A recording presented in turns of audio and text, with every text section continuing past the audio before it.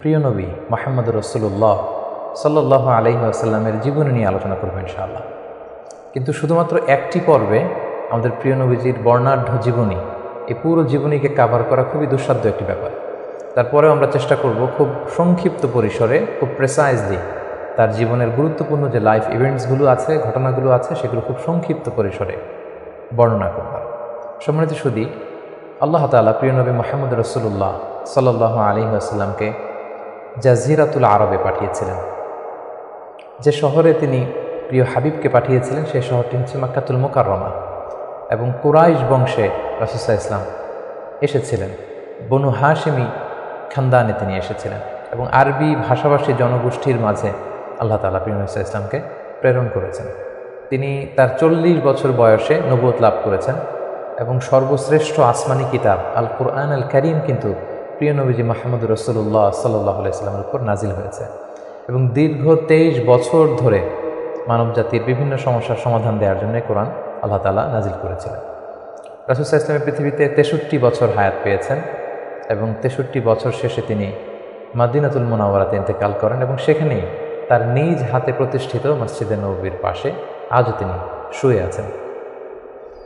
আমরা এই প্রফিট সিরিজে সাইয়েদনা আদম আলাইহিস সালাম থেকে শুরু করে রাসূল সাল্লাল্লাহু আলাইহি ওয়াসাল্লাম পর্যন্ত কোরআনে বর্ণিত 25 জন নবীকে নিয়ে, তাদের জীবনে নিয়ে আমরা এখানে আলোচনা করছি। আর তারই ধারাবাহিকতায় রাসূল সাল্লাল্লাহু আলাইহি ওয়াসাল্লাম হচ্ছেন দ্য লাস্ট মেসেঞ্জার, সর্বশেষ নবী এবং সর্বশেষ রাসূল। আল্লাহ তাআলা সূরাতুল আহজাবে ইরশাদ করছেন, মা কানা মুহাম্মাদুন আবা আহাদিম মির রিজালিকুম ওয়ালাকিন রাসূলুল্লাহি ওয়া খাতামুন নাবিয়্যিন। তিনি হচ্ছেন খাতামুন নাবিয়্যিন, সর্বশেষ নবী। নবী আসার সাইয়েদনা আদম আলাইহিস সালাম থেকে শুরু করে নবীদের আগমনের যে ধারাবাহিকতা, সেটার সিল মেরে রাসূল সাল্লাল্লাহু আলাইহি ওয়াসাল্লামের মাধ্যমে সিল আপ করা হয়েছে। এই ধারাবাহিকতাকে কাট আপ করে দেওয়া হয়েছে, তারপরে কোনো নবী আসবে না। এবং রাসূল সাল্লাল্লাহু আলাইহি ওয়াসাল্লাম নিজেও ইরশাদ করেছেন যে লা নাবিয়্যা বা'দি, আমার পরে কেউই আর নবী হিসেবে আসবে না, আমি হচ্ছে শেষ নবী, শেষ রাসূল। এবং রাসূলুল্লাহ সাল্লাল্লাহু আলাইহি ওয়াসাল্লাম তিনি বনি ইসমাঈলের নবী, বনি ইসরাঈলের নয়। আমরা জানি যে পৃথিবীতে নবীদের যে ধারাবাহিকতা, নবী আসার যে সিলসিলা, এটা ইব্রাহিম আলাইহিস সালাম থেকে 2 ভাগ হয়েছে। কারণ আমরা সাইয়েদনা ইব্রাহিম আলাইহিস সালামের পর্বে বলেছিলাম যে তিনি হচ্ছেন আবুল আম্বিয়া, সকল নবীদের বাবা। ইব্রাহিম আলাইহিস সালামের 2 জন পুত্র সন্তান ছিল, আমরা জানি, ইসহাক আলাইহিস সালাম, ইসমাঈল আলাইহিস সালাম। এই ইসহাক আলাইহিস সালামের সন্তান হচ্ছে ইয়াকুব আলাইহিস সালাম, এবং এই চ্যানেলেই সব নবীরা এসেছে। ইয়াকুব আলাইহিস সালামের অপর নাম হচ্ছে ইসরাইল, ফলে এই চ্যানেলে যত নবী এসেছে তারা হচ্ছে বনি ইসরাইলের নবী। কিন্তু ইব্রাহিম আলাইহিস সালামের অপর সন্তান ইসমাঈল আলাইহিস সালামের চ্যানেলে কোনো নবী আসেনি। তো সব নবী যেহেতু ইসমাঈল আলাইহিস সালামের চ্যানেলে না এসে ইসহাক আলাইহিস সালামের চ্যানেলে এসেছে, সবাই ভেবেছিল শেষ নবীও হয়তো এই চ্যানেলেই আসবে। কিন্তু আল্লাহ তাআলা তাদের ধারণাকে নস্যাৎ করে দিয়ে সাইয়েদনা মুহাম্মদ রাসূলুল্লাহ সাল্লাল্লাহু আলাইহি সাল্লামকে ইসমাঈল আলাইহিস সালামের চ্যানেলে প্রেরণ করেছেন। তাই তিনি বনি ইসমাঈল, তিনি বনি ইসরাঈল নন। এবং রাসূল সাল্লাল্লাহু আলাইহি ওয়াসাল্লাম তিনি হচ্ছেন বিশ্ব নবী, গ্লোবাল প্রফেট, অথবা দ্য প্রফেট অব ইউনিভার্স। গোটা বিশ্বের জন্য তিনি নবী হয়ে পৃথিবীতে এসেছেন। আল্লাহ তাআলা বলছেন, ওয়ামা আরসালনাকা ইল্লা কাফাতান লিন-নাসি বাশীরাও ওয়া নাযীরা। অর্থাৎ হে নবী, আমি আপনাকে গোটা বিশ্ববাসীর জন্য, পুরো মানব মণ্ডলীর জন্য আপনাকে আমি সুসংবাদ দানকারী এবং ভীতি প্রদর্শনকারী হিসেবে প্রেরণ করেছে। এবং সহিহ বুখারীর বর্ণনায় আল্লাহর হাবিব সাল্লাল্লাহু আলাইহি ওয়াসাল্লাম ফরমান যে আমাকে আল্লাহ তাআলা এমন 5টি নেয়ামত দিয়েছেন যেটা অন্য কোনো নবীকে দেননি। এর মধ্যে একটা হচ্ছে, অন্যান্য সকল নবীকে আল্লাহ তাআলা বিশেষ জনপদের জন্য, বিশেষ জাতিগোষ্ঠীর জন্য নবী করে প্রেরণ করেছেন, কিন্তু আমাকে আল্লাহ তাআলা গোটা মানব মণ্ডলীর জন্য প্রেরণ করেছেন। রাসূল সাল্লাল্লাহু আলাইহি ওয়াসাল্লাম বলেন, ওয়া কানা নাবিয়্যু ইউবআসু ইলা কওমিহি খাসসা, নবীদেরকে তাদের নির্দিষ্ট কওমে, জাতির কাছে নবী হিসেবে পাঠানো হয়েছে। ওয়া বুইসতু ইলান নাসি কাফা, আর আমি গোটা মানব মণ্ডলীর জন্য, বিশ্ববাসীর জন্য নবী হয়ে প্রেরিত হয়েছে। এবং রাসূলুল্লাহ সাল্লাল্লাহু আলাইহি ওয়াসাল্লামকে তিনি বলেছেন যে আমাকে শাফাআতের সুযোগ দেয়া হবে কিয়ামতের দিন, যে ভয়ঙ্করতম দিনে নবীরাও থারথার করে কাঁপতে থাকবে আল্লাহ তাআলার সামনে, একটি টু শব্দ করার সাহসটুকুন পাবে না, কোনো কথা বলার সাহস পাবে না। ঠিক সেই মুহূর্তে আল্লাহ রাসূল সাল্লাল্লাহু আলাইহি ওয়াসাল্লামকে শাফাআতের অনুমতি দেওয়া হবে। সুবহানাল্লাহি ওয়া বিহামদিহি। রাসূলুল্লাহ সাল্লাল্লাহু আলাইহি ওয়াসাল্লামের অনেকগুলো নাম রয়েছে। হাদিসে এসেছে যে রাসূল সাল্লাল্লাহু আলাইহি ওয়াসাল্লামের এক নাম হচ্ছে আল মাহি, আল আকিব, আল হাশির, কিন্তু কালামুল্লাহ মাজিদে রাসূল সাল্লাল্লাহু আলাইহি ওয়াসাল্লামের দুইটি নাম উল্লেখিত হয়েছে, একটি হচ্ছে মুহাম্মদ আর একটা আহমদ। আল্লাহ তাআলা বলছেন, ওমা মুহাম্মাদুন ইল্লা রাসূল কদ খালাত মিন ক্বাবলিহির রুসুল। মুহাম্মদ তো একজন নবী, আর তার আগে অনেক নবী পৃথিবীতে এসেছিলেন, তারা আবার বিদায় নিয়েছেন। তাহলে মুহাম্মদ নামটি পেলাম। মুহাম্মদ নাম ছাড়াও তার আরেকটি নাম কোরআনে উল্লেখিত হয়েছে, সেটা হচ্ছে আহমদ। সাইয়েদনা ঈসা আলাইহিস সালামের ভাষায় ইয়াতি মিন বাদি ইসমুহু আহমদ, তিনি বলেছিলেন যে আমার পরে একজন নবী আসবে, তার নাম হবে আহমদ। তাহলে কোরআনে রাসূল সাল্লাল্লাহু আলাইহি ওয়াসাল্লামের দুইটি নাম পাওয়া যায়, একটা মুহাম্মদ, একটা আহমদ। এবং রাসূল সাল্লাল্লাহু আলাইহি ওয়াসাল্লামকে আল্লাহ তাআলা আমাদের জন্য মডেল বানিয়ে পাঠিয়েছেন। সব ক্ষেত্রে তিনি আমাদের model, the best standard of character. আল্লাহ তাআলা ইরশাদ করছেন, ওয়া ইন্নাকা লা আলা খুলুকিন আযীম। নবী হে, আপনি সুমহান চরিত্রের উপর প্রতিষ্ঠিত। আপনার চরিত্র হচ্ছে অনুকরণীয় চরিত্র, গোটা বিশ্ববাসী আপনার চরিত্র থেকে শিখবে, জানবে, আলোকিত হবে। এবং রাসূল সাল্লাল্লাহু আলাইহি ওয়াসাল্লাম হচ্ছে the best example to follow. এই পৃথিবীতে যার ফলোয়ার হওয়া যায়, যাকে অনুসরণ করা যায়, যাকে অনুকরণ করা যায়, তার মধ্যে শ্রেষ্ঠতম হচ্ছে আমাদের পেয়ারা হাবিব মুহাম্মদ রাসূলুল্লাহ সাল্লাল্লাহু আলাইহি ওয়াসাল্লাম। আল্লাহ তাআলা ইরশাদ করছেন, লাকাদ কানা লাকুম ফি রাসূলিল্লাহি উসওয়াতুন হাসানাহ, অর্থাৎ তোমাদের রাসূলের মধ্যেই রয়েছে তোমাদের জন্য সর্বোত্তম আদর্শ। আমরা যেন তাকে আমাদের জীবনের মডেল, আমাদের জীবনের আইকন, আমাদের জীবনের আদর্শ হিসেবে গ্রহণ করি। এজন্য আল্লাহ তাআলা রাসূল সাল্লাল্লাহু আলাইহি ওয়াসাল্লামকে আমাদের জন্য উসওয়াতুন হাসানাহ, অনুকরণীয় উত্তম আদর্শ হিসেবে তিনি রাসূল সাল্লাল্লাহু আলাইহি ওয়াসাল্লামকে আমাদের কাছে প্রেরণ করেছেন। এবং তিনি শুধু মুসলিমদের জন্য নবী হয়ে আসেননি, তিনি শুধু বিশ্বাসীদের কাছেই নবী হয়ে আসেননি, তিনি শুধু আরববাসীদের কাছেই নবী হয়ে আসেননি, তিনি গোটা বিশ্বের জন্য রহমত হয়ে এসেছেন। Mercy for the entire universe. আল্লাহ তাআলা ইরশাদ করছেন, ওয়ামা আরসালনাকা ইল্লা রাহমাতাল লিল আলামিন। I have sent you as a mercy for the entire universe. নবী হে, আমি আপনাকে গোটা বিশ্ববাসীর জন্য রহমত করে প্রেরণ করেছি, রহমত স্বরূপ প্রেরণ করেছি। তিনি রাহমাতাল লিল আলামিন, তিনি গোটা বিশ্বের অ্যাসেট। গোটা বিশ্ব তার কাছ থেকে ভদ্রতা, সভ্যতা, ওহির জ্ঞান সব কিছু শিখবে। শুধু আমরাই রাসূল সাল্লাল্লাহু আলাইহি ওয়াসাল্লামের সুন্নাহ বা ট্র্যাডিশন থেকে আলোকিত হবে এমনটা নয়। তিনি সবার জন্য শিক্ষণীয়, অনুকরণীয়, অনুসরণীয়। তিনি গোটা বিশ্ববাসীর জন্য রহমত। প্রিয় সুধী, যেহেতু তিনি আমাদের জন্য আদর্শ, সেহেতু রাসূল সাল্লাল্লাহু আলাইহি ওয়াসাল্লাম আমাদের জন্য যা নিয়ে এসেছেন সেটাকে যেন আমরা আঁকড়ে ধরি। এটা আল্লাহ তাআলার ভার্ডিক্ট, অর্ডার। আল্লাহ তাআলা ইরশাদ করছেন, ওয়ামা আতাকুমুর রাসূলু ফাখুযুহু ওয়ামা নাহাকুম আনহু ফান্তাহু। রাসূল সাল্লাল্লাহু আলাইহি ওয়াসাল্লাম তোমাদের জন্য যা নিয়ে এসেছেন সেটাকে ধরো, সেটাকে গ্রহণ করো, সেটাকে মানো। আর যেটা থেকে রাসূল সাল্লাল্লাহু আলাইহি ওয়াসাল্লাম তোমাদেরকে বারণ করেছেন সেটা থেকে তোমরা দূরে থাকো।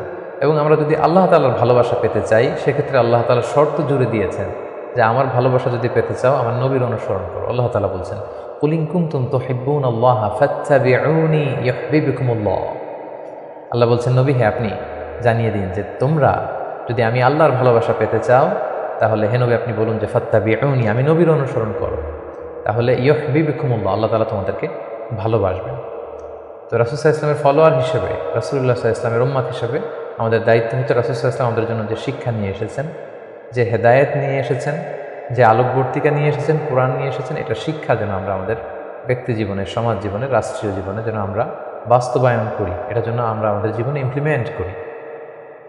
আমরা প্রফেট সিরিজের বিভিন্ন পর্বে বিভিন্ন নবীদের জীবন নিয়ে যখন আমরা আলোকপাত করেছিলাম, আমরা বলেছিলাম যে as a proof of their prophethood আল্লাহ সুবহানাহু ওয়া তাআলা প্রোভাইডস দেম মুআজিজা। তারা যে নবী, তার প্রমাণ হিসেবে আল্লাহ তাআলা নবীদেরকে মুআজিজা দিয়ে থাকেন। রাসূল সাল্লাল্লাহু আলাইহি ওয়াসাল্লামের জীবনীতেও আমরা দেখব যে অসংখ্য মুআজিজা ছিল। আমরা একটির কথা যদি উল্লেখ করি যে মক্কার কুরাইশরা যখন রাসূল সাল্লাল্লাহু আলাইহি ওয়াসাল্লামকে নবী হিসেবে মানতে চাচ্ছিল না, রাসূল সাল্লাল্লাহু আলাইহি ওয়াসাল্লাম বললেন যে চাঁদকে যদি দ্বিখণ্ডিত করতে পারি তোমরা কি মেনে নিবে যে আমি আল্লাহর রাসূল? তারা বলল যে মেনে নিব। রাসূল সাল্লাল্লাহু আলাইহি ওয়াসাল্লাম আঙ্গুল উঁচু করলেন, চাঁদের দিকে ইঙ্গিত করলেন, চাঁদ দ্বিখণ্ডিত হয়ে দুই ভাগ হয়ে গেল। সুবহানাল্লাহ। আল্লাহ তাআলা সূরাতুল কমারে ইরশাদ করছেন, ইকতারাবাতিস সাআতু ওয়ানশাক্কাল কমর ওয়া ইন ইয়ারা আয়াতান ইউরিদু ওয়া ইয়াকুলু সিহরুম মুস্তামির।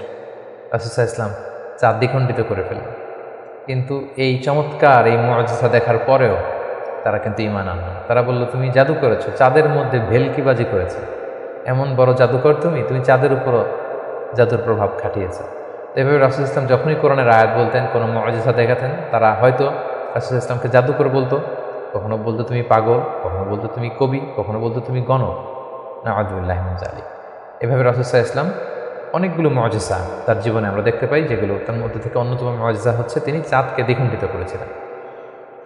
এবং রাসূল সাল্লাল্লাহু আলাইহি ওয়াসাল্লাম জন্মের আগেই, যেগুলোকে মুবাশশিরাত বা ইরহাসাত বলে, নবী হওয়ার আগে এমন কিছু অলৌকিক ঘটনা, এরকম অনেক ঘটনা কিন্তু ঘটেছে। যেমন রাসূল সাল্লাল্লাহু আলাইহি ওয়াসাল্লামের প্রিয় মাতা আমিনা যখন গর্ভবতী ছিলেন, তখন তিনি দেখেছেন যে তার পেট থেকে একটা আলো বের হয়ে এটা শাম দেশের বড় বড় প্রাসাদগুলোকে আলোকিত করছে। এটা কিন্তু রাসূল সাল্লাল্লাহু আলাইহি ওয়াসাল্লাম যে পৃথিবীতে আসবেন তার আগাম একটা বার্তা। সম্মানিত সুধী, আমরা এই পর্যায়ে রাসূলুল্লাহ সাল্লাল্লাহু আলাইহি ওয়াসাল্লামের সরাসরি জীবনের দিকে যাব, ধারাবাহিক জীবন পরিক্রমা আলোচনা করব এবং বুঝবার সুবিধার্থে আমরা রাসূল সাল্লাল্লাহু আলাইহি ওয়াসাল্লামের পুরো জীবনীকে 3টি ভাগে ভাগ করেছি। তার প্রথম ভাগে আমি রাসূল সাল্লাল্লাহু আলাইহি ওয়াসাল্লামের জন্ম থেকে শুরু করে নবুয়ত পর্যন্ত এই 40 বছরের বর্ণনা দেব। সেক্ষেত্রে বয়স অনুসারে এই বর্ণনাটি দেওয়া হবে। দ্বিতীয় ভাগে আমরা মক্কায় নবুয়তির যে 13 বছর, এই 13 বছরের বর্ণনা দিব। সেক্ষেত্রে নবুয়তির সন ভিত্তিক বর্ণনা দেওয়া হবে। এবং সবশেষে আমরা মদিনায় রাসূল সাল্লাল্লাহু আলাইহি ওয়াসাল্লাম যে 10টি বছর কাটিয়েছেন, তৃতীয় পর্বে বা তৃতীয় ভাগে আমরা সেটির বর্ণনা দিব, আর সেটা হবে হিজরি সন ভিত্তিক বর্ণনা। তাহলে সম্মানিত সুধী, আর কাল বিলম্ব না করে আমরা রাসূল সাল্লাল্লাহু আলাইহি ওয়াসাল্লামের বায়োগ্রাফির একেবারে মূল পর্বে চলে যাই। আমরা বলেছি যে প্রথম পর্বে আমরা রাসূল সাল্লাল্লাহু আলাইহি ওয়াসাল্লামের প্রথম 40টি বছরের বর্ণনা দিব, জন্ম থেকে শুরু করে নবী হওয়ার আগ পর্যন্ত। আমরা শুরুতেই বলেছি যে তিনি মক্কাতুল মুকাররমায় এসেছেন, তিনি কুরাইশ বংশে জন্মগ্রহণ করেছেন, বনু হাশিম ছিল ওনার খানদান, এবং রাসূলুল্লাহ সাল্লাল্লাহু আলাইহি ওয়াসাল্লামের পিতার নাম ছিল আব্দুল্লাহ, মায়ের নাম ছিল আমিনা, দাদার নাম ছিল আব্দুল মুত্তালিব। এবং দুঃখজনক হলেও সত্য যে রাসূলুল্লাহ সাল্লাল্লাহু আলাইহি ওয়াসাল্লামের মাতা পিতার সংসার 7 দিনের বেশি ছিল না। মাত্র বিয়ের পরে তারা 7 দিনের মতো, 1 সপ্তাহের মতো সংসার করেছিলেন। সেই সাংসারিক জীবনেই রাসূল সাল্লাল্লাহু আলাইহি ওয়াসাল্লাম মায়ের গর্ভে এসেছেন। এবং রাসূল সাল্লাল্লাহু আলাইহি ওয়াসাল্লামের পিতা আব্দুল্লাহ তিনি ব্যবসার সফরে বেরিয়ে গিয়েছিলেন, ফেরবার পথে তিনি সেখানে ইন্তেকাল করেছেন। তখন রাসূল সাল্লাল্লাহু আলাইহি ওয়াসাল্লামের বয়স হচ্ছে মায়ের পেটের ভেতরে মাত্র 2 মাস। মায়ের পেটে থাকতেই তিনি বাবাহারা হয়েছেন। এবং তিনি জন্মগ্রহণ করেছেন যে বছরে, সেটাকে ঐতিহাসিকরা বলেছেন আমুল ফিল, অর্থাৎ আব্রাহার হস্তি বাহিনী যে বছর কাবা ধ্বংস করতে এসেছিলেন, ঠিক সেই বছর রবিউল আউয়াল মাসের 12 তারিখে সোমবার তিনি ওনার মা আমিনার কুলকে উজালা করে এই পৃথিবীতে এসেছেন, শুভাগমন করেছেন। এবং রাসূল সাল্লাল্লাহু আলাইহি ওয়াসাল্লামের আগমন এটা আমাদের জন্য আনন্দের, উচ্ছ্বাসের, ভালোবাসার। তিনি সর্বশেষ নবী, সর্বশেষ রাসূল হয়ে পৃথিবীতে আগমন করেছেন। রাসূলুল্লাহ সাল্লাল্লাহু আলাইহি ওয়াসাল্লাম সোমবার দিন জন্মগ্রহণ করেছেন, এটা নিয়ে ঐতিহাসিকদের মধ্যে কোনো মতভেদ নেই। কিন্তু তিনি কি রবিউল আউয়াল মাসের 12 তারিখে জন্মগ্রহণ করেছেন নাকি 2 তারিখে না 8 তারিখে, এই দিনগুলো নিয়ে ঐতিহাসিকরা মতভেদ করেছেন। তবে মাশহুর বা সবচেয়ে প্রসিদ্ধ মতামত হচ্ছে তিনি রবিউল আউয়াল মাসের 12 তারিখে জন্মগ্রহণ করেছেন আলাইহিস সালাতু ওয়াসসালাম। এবং রাসূলুল্লাহ সাল্লাল্লাহু আলাইহি ওয়াসাল্লামের এই জন্মের সালটাকে যদি আমরা খ্রিস্টাব্দ দিয়ে কনভার্ট করি, তাহলে সেটা ছিল 571 খ্রিস্টাব্দ। এবং আমরা জানি যে তৎকালীন সময়ে সম্ভ্রান্ত ফ্যামিলির লোকেরা তাদের সন্তানদেরকে ব্রেস্ট ফিডিং উইমেনদের কাছে দিয়ে দিত, দুধ মা, তারা এসে তাদেরকে নিয়ে যেত।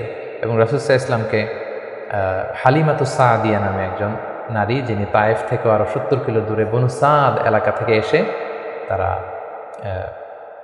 রাসূল সাল্লাল্লাহু আলাইহি ওয়াসাল্লামকে রাসূল সাল্লাল্লাহু আলাইহি ওয়াসাল্লামের দাদা আব্দুল মুত্তালিবের কাছ থেকে নিয়ে গিয়েছিল দুধ খাওয়ানোর জন্য। এবং সেটা তারা করতো এই কারণে যে যেহেতু মক্কা শহর, এখানে অনেক ব্যবসায়ীরা আসে, অনেক লোক আসে, এখানে আরবি ভাষার অনেক আঞ্চলিকতার একটা মিক্স আপ হয়ে গিয়েছিল। তাই বেদুইন এলাকাতে, একেবারে মরুদ্যান, মরুভূমি আছে, এরকম এলাকাতে যেই ট্রাইবস বা কবিলাগুলো আছে, সেখানে যদি ছেলেমেয়েরা বড় হয়, তাদের যেমনি স্বাস্থ্য ভালো থাকে, তাদের ভাষাটা যেমনি পিওর হয়, আরবি মুবিন, সুস্পষ্ট আরবি ভাষা তারা কথা বলতে পারে। তো সম্ভ্রান্ত এবং ট্র্যাডিশনাল ফ্যামিলির লোকজন এটাই করত। তার ধারাবাহিকতায় রাসূল সাল্লাল্লাহু আলাইহি ওয়াসাল্লামকে বনু সাদ গোত্র থেকে এসে হালিমাতুস সাদিয়া বনু সাদ গোষ্ঠীর কাছে নিয়ে গেল, যে তাকে লালন পালন করবে, কয়েক বছর দুধ খাওয়াবে। এটা ঘটেছিল তার জন্মের পরপরই। এবং রাসূল সাল্লাল্লাহু আলাইহি ওয়াসাল্লামের বয়স যখন 2, তখন অল্প কিছু দিনের জন্য হালিমাতুস সাদিয়া সেই বনু সাদ থেকে আবার মক্কায় নিয়ে এসেছিল, যাতে রাসূল সাল্লাল্লাহু আলাইহি ওয়াসাল্লামের মা আমিনা কিছুদিনের জন্য ছেলের সঙ্গ পান। কিছুদিন যখন আমিনা সঙ্গ পেল, তারপর আবার তাকে বনু সাদে নিয়ে যাওয়া হলো। এবং রাসূলুল্লাহ সাল্লাল্লাহু আলাইহি ওয়াসাল্লাম হালিমাতুস সাদিয়ার দুগ্ধপান করতে লাগলেন। হালিমাতুস সাদিয়ার সন্তানদের সাথে মরুদ্যান, মরুভূমির সেই বেদুইন পরিবেশে বেড়ে উঠতে লাগলেন। সেখানকার যে পিওর ল্যাঙ্গুয়েজ আছে, আরবি ভাষা শিখতে লাগলেন। এবং রাসূল সাল্লাল্লাহু আলাইহি ওয়াসাল্লামের বয়স যখন 4, তখন তার প্রথম শাক্কে সাদর হয়েছে, যেটাকে সিনা চাক বলে, ওপেন হার্ট সার্জারি। রাসূল সাল্লাল্লাহু আলাইহি ওয়াসাল্লামের জীবনে মোট 3বার এটা ঘটেছিল। বয়স যখন 4 তখন একবার, ওহী নাজিলের সময় একবার, মেরাজ যখন তিনি গিয়েছিলেন তখন একবার। রাসূল সাল্লাল্লাহু আলাইহি ওয়াসাল্লাম মরুভূমিতে বনু সাদ গোষ্ঠীর ছোট ছেলেদের সাথে খেলাধুলা করছিলেন। হঠাৎ জিবরাইল আলাইহিস সালাম এসে রাসূল সাল্লাল্লাহু আলাইহি ওয়াসাল্লামকে এক পাশে নিয়ে গলা থেকে শুরু করে নাভি পর্যন্ত ছিঁড়ে রাসূল সাল্লাল্লাহু আলাইহি ওয়াসাল্লামের হৃদয়টাকে বের করে জামজামের পানি দিয়ে ধৌত করে আবার ভেতরে ঢুকিয়ে দিলেন, এই জায়গাটাকে আবার মিলিয়ে ফেললেন। এটা আধুনিক সময়ে আমরা এটাকে ওপেন হার্ট সার্জারি বলি।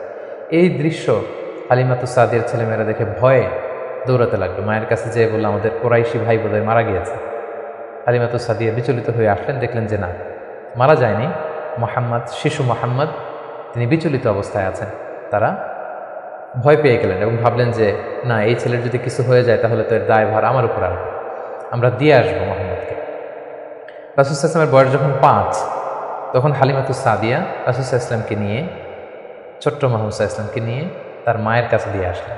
যেহেতু 5 বছর বয়সে এখন তিনি সুস্পষ্ট আরবিতে কথা বলতে পারেন এবং দুধ খাওয়ানো তো সেই 2 বছর বয়সেই শেষ। তিনি মরুভূমির সুন্দর প্রকৃতিতে সুঠাম দেহ নিয়ে বড় হচ্ছেন, সুন্দর আরবি ভাষায় কথা বলতে পারেন। 5 বছর বয়সে মায়ের কাছে ফিরিয়ে দেওয়া হলো। এবং রাসূল সাল্লাল্লাহু আলাইহি ওয়াসাল্লামের আম্মা আমিনা, তিনি প্রতি বছর রাসূল সাল্লাল্লাহু আলাইহি ওয়াসাল্লামের বাবার কবর জিয়ারত করতে ইয়াসরিবে যেতেন, যেটা পরবর্তীতে মদিনা নামকরণ হবে, আমরা শুনব সেই ঘটনা। প্রতি বছর যেহেতু তিনি যান, রাসূল সাল্লাল্লাহু আলাইহি ওয়াসাল্লামকে যখন নিয়ে আসা হলো, তার পরের বছর তিনি রাসূল সাল্লাল্লাহু আলাইহি ওয়াসাল্লামকে নিয়ে রাসূল সাল্লাল্লাহু আলাইহি ওয়াসাল্লামের বাবার কবর জিয়ারত করতে গেলেন। রাসূল সাল্লাল্লাহু আলাইহি ওয়াসাল্লামের বয়স তখন 6 বছরের ছোট্ট বালক। জিয়ারত করলেন। জিয়ারত করে ফিরে আসার পথে রাসূল সাল্লাল্লাহু আলাইহি ওয়াসাল্লামের মাতা আমিনা, তিনি মারা গেলেন মক্কা মদিনার মাঝখানে আবওয়া নামক জায়গায়। আল্লাহু আকবার। বয়স যখন মায়ের পেটে 2 মাস, বাবা হারা হলো, পিতৃহারা। বয়স যখন মাত্র 6, মাতৃহারা, এখন কমপ্লিট ইয়াতিম মুহাম্মদ সাল্লাল্লাহু আলাইহি ওয়াসাল্লাম, বাবা মা হারা। তখন সাথে উম্মে আইমান নামে একজন দাসী ছিল, যিনি রাসূল সাল্লাল্লাহু আলাইহি ওয়াসাল্লামকে খুব ভালোবাসতেন, মায়ের কষ্ট বুঝতে দেননি। সেখান থেকে নিয়ে দাদার কাছে মক্কায় চলে আসলেন এবং রাসূল সাল্লাল্লাহু আলাইহি ওয়াসাল্লাম পরবর্তীতে বলেছিলেন, উম্মে আইমান ইয়া উম্মি বা'দা উম্মি, আমার মায়ের পরে উম্মে আইমানই আমার মা। সুবহানাল্লাহ।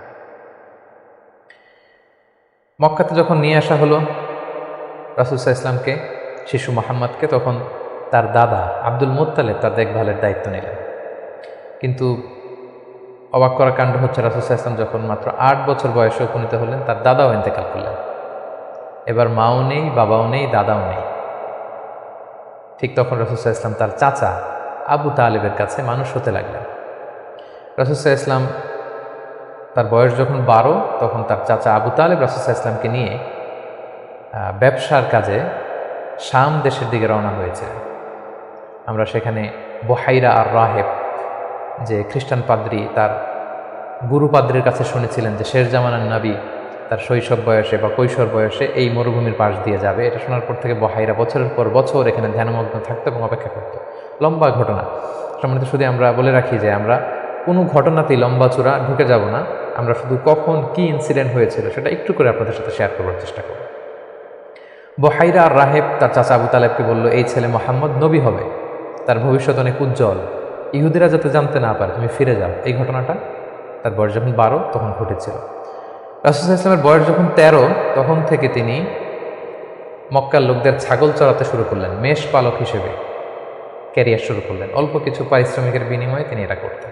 এটা শুধু রাসূল সাল্লাল্লাহু আলাইহি ওয়াসাল্লামের জীবনীতেই নয়, সমস্ত আম্বিয়া আলাইহিস সালামের জীবনীতে এটা ঘটেছে। সেই বুখারীর বর্ণনা, প্রিয়নবী বলেন, মা বা'আসাল্লাহু নাবিয়্যান ইল্লা রাআল গানাম, এই পৃথিবীতে আল্লাহ এমন কোনো নবী পাঠাননি যাদেরকে দিয়ে আল্লাহ মেষ চড়ানো। সুবহানাল্লাহ। রাসূল সাল্লাল্লাহু আলাইহি ওয়াসাল্লাম এটা শুরু করেছিলেন। রাসূল সাল্লাল্লাহু আলাইহি ওয়াসাল্লামের বয়স যখন 20, তখন তিনি তরুণ যুবক। ওই বয়সে তিনি হিলফুল ফুজুল সংগঠন করেছিলেন, আরবিতে যেটাকে বলা হয় হালাফুল ফুদুল বা হালাফুল মুত্তাইয়িবিন, যুব সংগঠন করেছিলেন। এটার উদ্দেশ্য কী ছিল? যাতে মক্কাতে কেউ মাজলুম না হয়। এক লোক তার পণ্য বিক্রি করেছে, মক্কার এক সম্ভ্রান্ত লোক পণ্য কিনে টাকা দিতে চায় না। সে পাহাড়ে উঠে চিৎকার করে বলে, মক্কায় কি এমন ন্যায়পরায়ণ কেউ নেই যে আমার টাকাটা উদ্ধার করে দিতে পারে? রাসূল ইসলাম এই দৃশ্য দেখে কষ্ট পেলেন। তিনি প্রায় এরকম দৃশ্য দেখতেন যে জালিমরা অসহায় গরিব লোকদেরকে মক্কায় এভাবে ঠকাচ্ছে। তিনি তার চাচা জুবাইর ইবনে আব্দুল মুত্তালিব সহ ওনাদের সমবয়স্ক ইয়াংদেরকে নিয়ে একটা সোসাইটি করলেন। এই সোসাইটির নাম তারা দিলেন হালাফুল ফুদুল, যেটা বাংলায় আমরা হিলফুল ফুজুল বলি।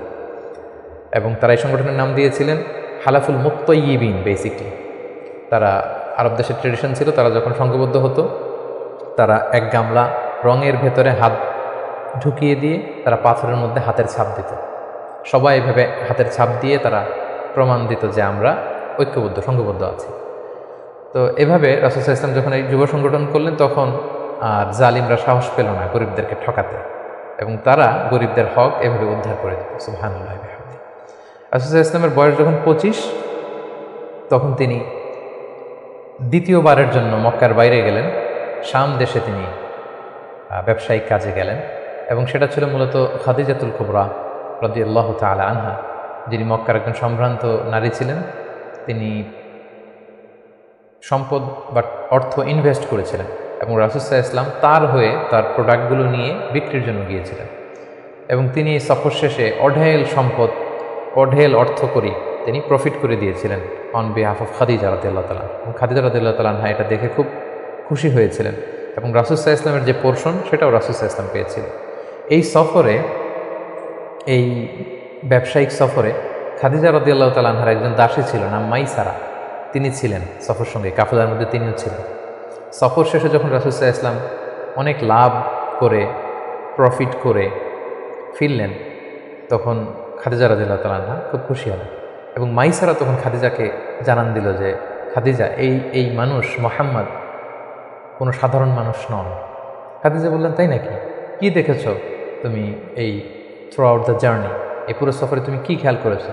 তিনি বললেন যে মুহাম্মাদের চলন বলন কথা এটা আলাদা, অন্য সবার চেয়ে, কাফেলার প্রত্যেকটা পুরুষের চেয়ে আলাদা। তিনি অন্যরকম, তিনি সাধারণ কোনো মানুষ নন, অসাধারণ একজন মানুষ। তার কথা বার্তা, তার চলা ফেরা, তার আচরণ, তার ডিলিংস, তার বুদ্ধিমত্তা অসাধারণ। মাইসারা যখন এই কথা বলল তখন খাদিজাতুল কুবরা তিনি রাসূল সাল্লাল্লাহু আলাইহি ওয়াসাল্লামের প্রতি আকৃষ্ট হলেন, তার একজন কাছের বান্ধবীর কাছে শেয়ার করলেন। তারা সবাই মিলে রাসূল সাল্লাল্লাহু আলাইহি ওয়াসাল্লামের চাচাদের কাছে যেয়ে বললেন যে রাসূল সাল্লাল্লাহু আলাইহি ওয়াসাল্লামকে খাদিজা পছন্দ করে, আমরা বিয়ের ব্যাপারে ভাবতে পারি না। চাচারা রাসূল সাল্লাল্লাহু আলাইহি ওয়াসাল্লামকে জানালেন, রাসূল সাল্লাল্লাহু আলাইহি ওয়াসাল্লাম এগ্রি করলেন। এই 25 বছর বয়সে রাসূল সাল্লাল্লাহু আলাইহি ওয়াসাল্লাম তার প্রথম বিয়েটি সম্পন্ন করলেন, আলহামদুলিল্লাহ। এবং রাসূল সাল্লাল্লাহু আলাইহি ওয়াসাল্লাম 20টি উট দিয়েছিলেন as a dowry, as a মাহার, বিয়ের মাহার হিসেবে খাদিজা রাদিয়াল্লাহু তাআলা আনহাকে 20টা উট দিয়েছিলেন। রাসূল সাল্লাল্লাহু আলাইহি ওয়াসাল্লামের বয়স যখন 30, খাদিজা রাদিয়াল্লাহু তাআলা আনহা রাসূল সাল্লাল্লাহু আলাইহি ওয়াসাল্লামের ঘরকে উজালা করে তার প্রথম সন্তান, কন্যা সন্তান জন্মগ্রহণ করলো, জাইনাব। রাসূল সাল্লাল্লাহু আলাইহি ওয়াসাল্লামের বয়স যখন 33, দ্বিতীয় কন্যা সন্তান রুকাইয়া জন্মগ্রহণ করল। রাসূল সাল্লাল্লাহু আলাইহি ওয়াসাল্লামের বয়স যখন 34, তৃতীয় কন্যা সন্তান উম্মে কুলসুম আসলো।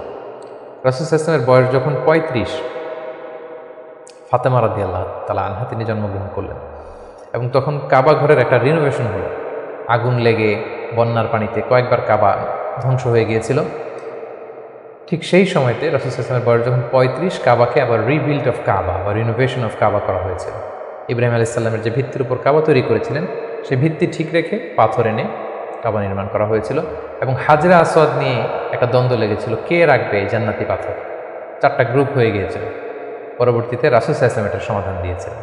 রাসূলুল্লাহ সাল্লাল্লাহু আলাইহি ওয়াসাল্লামের বয়স যখন 37 বছর, তখন থেকে তিনি একাকী নির্জনে ইবাদত করতেন, ধ্যানমগ্ন থাকতেন। হুব্বিবা ইলাইহিল খালা, নিঃসঙ্গত তার কাছে প্রিয় করে দেওয়া হলো।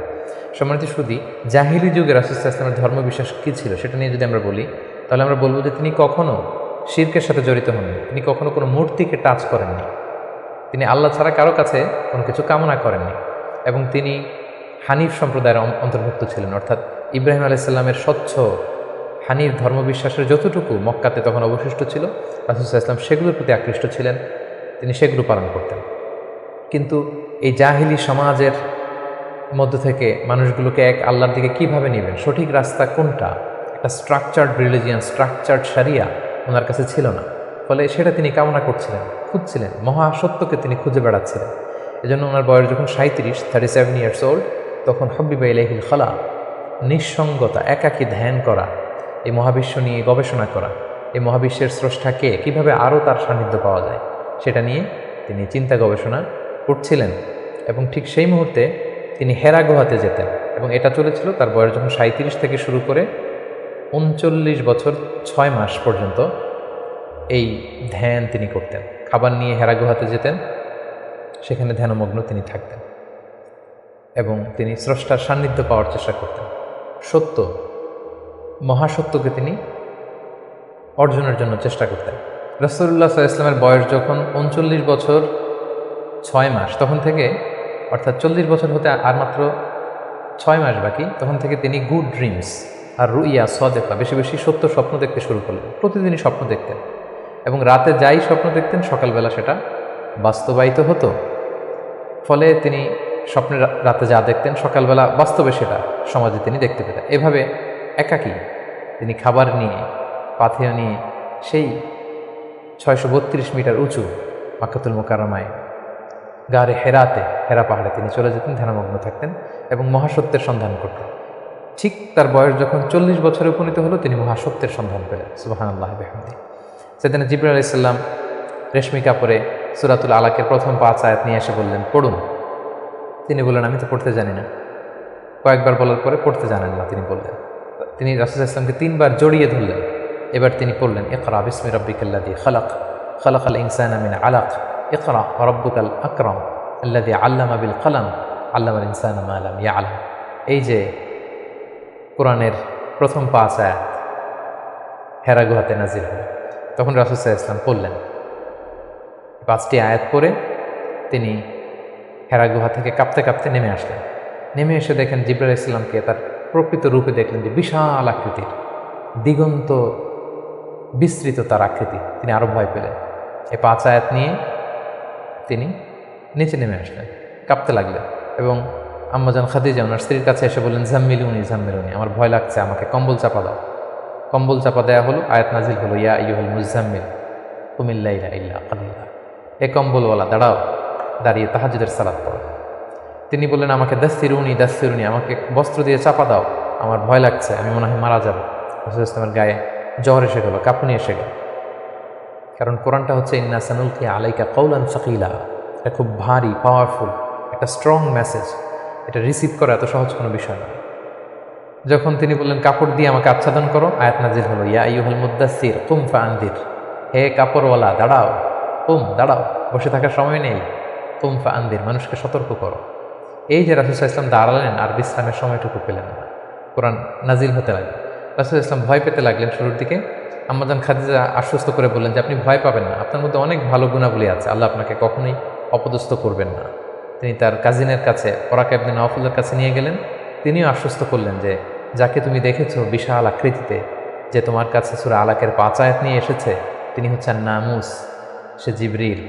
তোমার আগে সব নবীদের কাছে তিনিই আসতেন আল্লাহর বাণী নিয়ে। সুবহানাল্লাহ।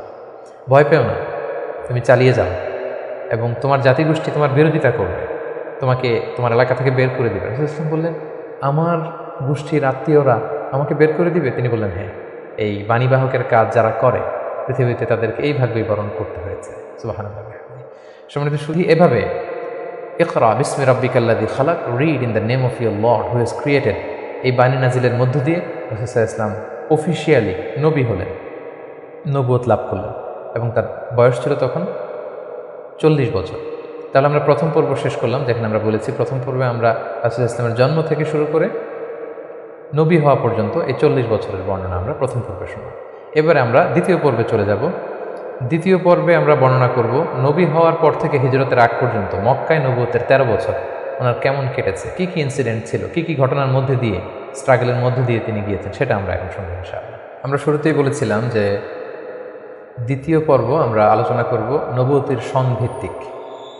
তো নবুয়তের প্রথম বছরে রাসূল সাল্লাল্লাহু আলাইহি ওয়াসাল্লামের কাছে কোরআনের আয়াত যাই নাজিল হতো, সেটা তিনি খুব প্রাইভেটলি কাছের লোকদের কাছে প্রচার করতেন, অন্যদেরকে বলতেন না। ফলে তিনি যে নবী হয়েছেন এটা ওনার কাছের লোকজন ছাড়া কেউ জানতে পারেনি।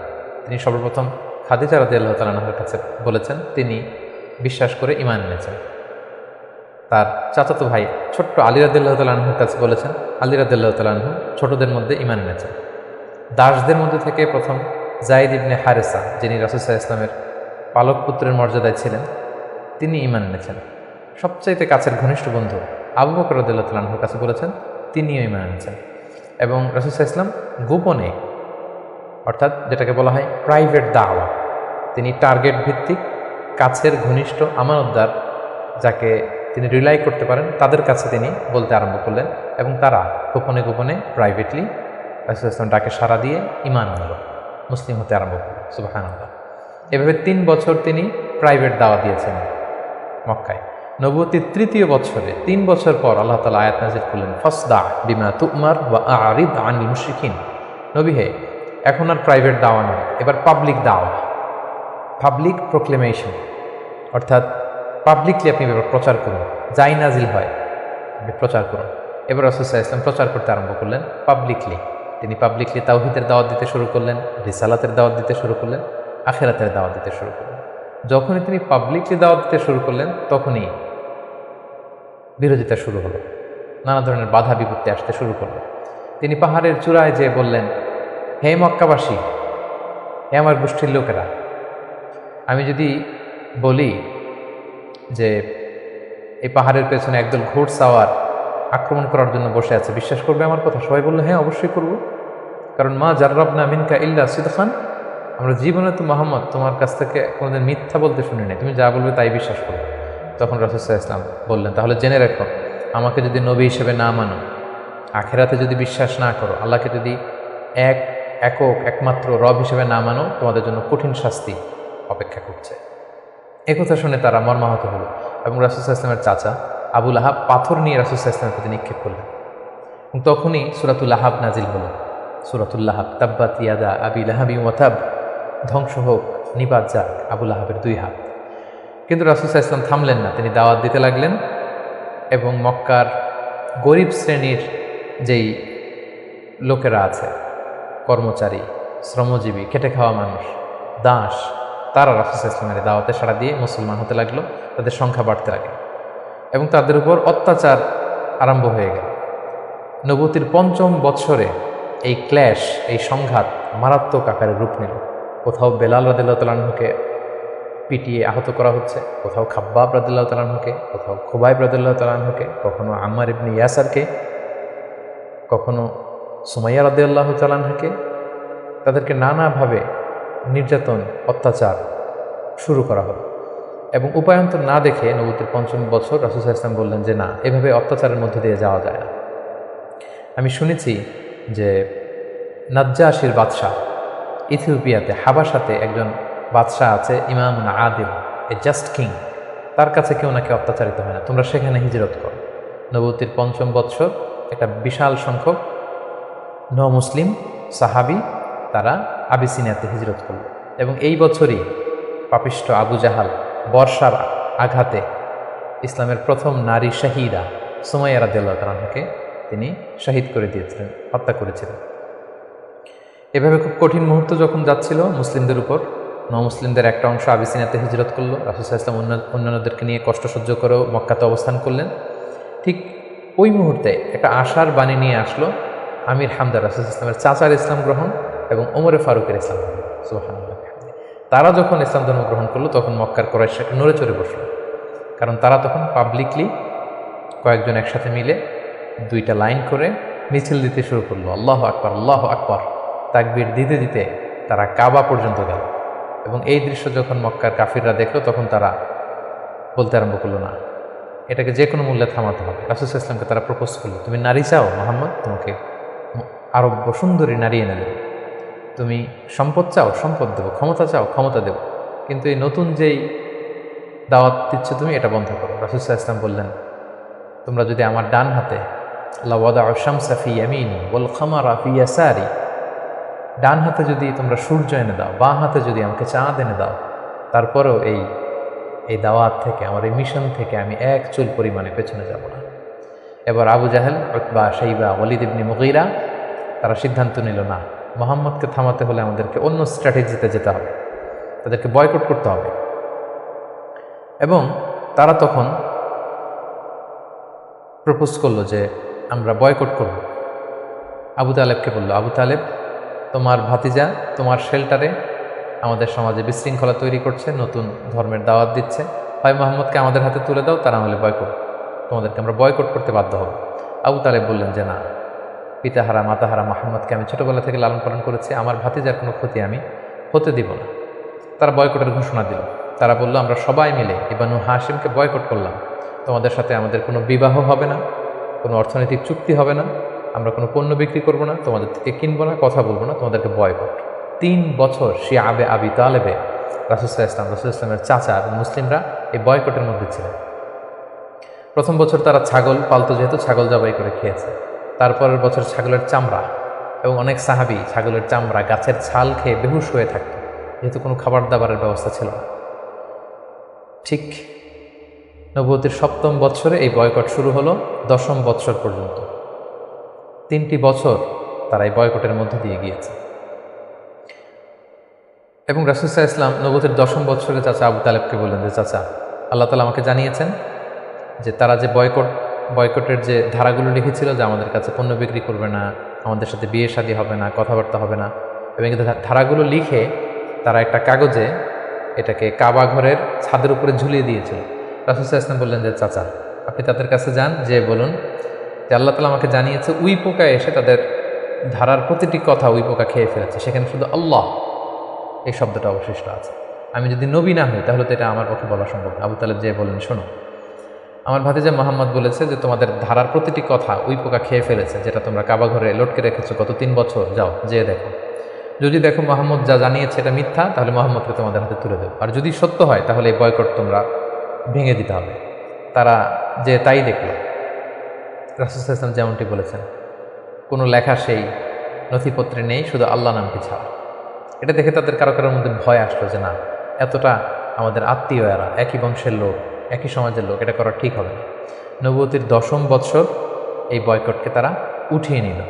কিন্তু তার চেয়েও দুঃখজনক ঘটনা আমাদের জন্য সামনে অপেক্ষা করছে। সেটা হচ্ছে নবুয়তের 10ম বৎসর রাসূল সাল্লাল্লাহু আলাইহি ওয়াসাল্লামের এই চাচা আবু তালেব ইন্তেকাল করলেন, যিনি রাসূল সাল্লাল্লাহু আলাইহি ওয়াসাল্লামকে পলিটিক্যাল শেল্টার দিতেন, এবং রাসূল সাল্লাল্লাহু আলাইহি ওয়াসাল্লামকে ঘরে যিনি শক্তি যোগাতেন, সাহস যোগাতেন এবং ফিনান্সিয়াল সাপোর্ট দিতেন, তার সেই প্রিয়তমা স্ত্রী খাদিজা রাদিয়াল্লাহু তাআলা আনহা নবুয়তের 10ম বৎসরে চাচার ইন্তেকালের 6 মাস পরে ইন্তেকাল করলেন। রাসূল সাল্লাল্লাহু আলাইহি ওয়াসাল্লাম তখন সাউদা বিনতে জামাআ রাদিয়াল্লাহু তাআলা আনহাকে বিয়ে করলেন। আয়েশা রাদিয়াল্লাহু তাআলা আনহার সাথে বিয়ের কন্ট্রাক্ট, অর্থাৎ আক্ট হলো, কিন্তু সংসার শুরু হয়নি। কিন্তু এখন তো রাসূল সাল্লাল্লাহু আলাইহি ওয়াসাল্লামকে বাঁচানোর মতো কেউ নেই, শেল্টার দেওয়ার মতো কেউ নেই। এখন তো যে কেউ রাসূল সাল্লাল্লাহু আলাইহি ওয়াসাল্লামের উপর অ্যাটাক করতে পারে। তাই রাসূল সাল্লাল্লাহু আলাইহি ওয়াসাল্লাম পাশের শহর টুইন সিটি তায়েফে চলে গেলেন। তায়েফের লোকদেরকে দাওয়াত দিলেন। নবুয়তের 10ম বছরেই তিনি তায়েফে চলে গেলেন। কিন্তু আমরা তায়েফের ঘটনা জানি। To make the long story short, সেখানে তিনি রিজেক্টেড হলেন, পাথর মারা হল, রক্তাক্ত হয়ে তিনি ফিরে আসলেন এক খেজুর বাগানের ভেতরে। ফজরের সময় তিনি যখন তেলাওয়াত করছিলেন, একদল জিন যাচ্ছিল, এবং তারা রাসূল সাল্লাল্লাহু আলাইহি ওয়াসাল্লামের কণ্ঠের তেলাওয়াত শুনে জিন জাতি ঈমান এনে ফেলল। আল্লাহ তাআলা বুঝাতে চাইলেন, নবী হে, মক্কায় নির্যাতিত হয়ে তায়েফে গিয়েছেন, তায়েফে রক্তাক্ত হয়েছেন, রিজেক্টেড হয়েছেন, তায়েফের লোকের আপনার কথা শুনেনি, কিন্তু অদৃশ্য জগতের এক জাতি, জিন জাতি, আপনার এই কথা শুনে ঈমান এনে মুসলমান হয়ে গিয়েছে। সুবহানাল্লাহ। তায়েফে যখন তিনি রিজেক্টেড হলেন, এবার তিনি কোথায় যাবেন? মক্কাতে আসলে এখানে মৃত্যু অপেক্ষা করছে। তায়েফে তিনি আশ্রয় পেলেন। এবার তিনি মক্কার অনতি দূরে দাঁড়িয়ে একজন লোককে পাঠালেন যে যাও, যে বলো যে কেউ কি নেই আমাকে শেল্টার দিবে? আমার তো এটা আমার শেকড়, জন্মভূমি, আমার বাবা দাদা সবাই এ এলাকা, আমার স্মৃতি, শৈশব কৈশোর সব এখানে। আমি তো তোমাদের সাথে কোনো খারাপ আচরণ কখনো করিনি, কাউকে ঠকাইনি, আমাকে থাকবার জন্য কি কেউ আশ্রয় দিবে না? কেউ তখন আবু জাহেল, উতবা, সাইবার ভয়ে রাসূল সাল্লাল্লাহু আলাইহি ওয়াসাল্লামকে আমান বা সিকিউরিটি দিতে রাজি হলো না, একজন লোক ছাড়া। তিনি হচ্ছেন মুতঈম ইবনে আদি।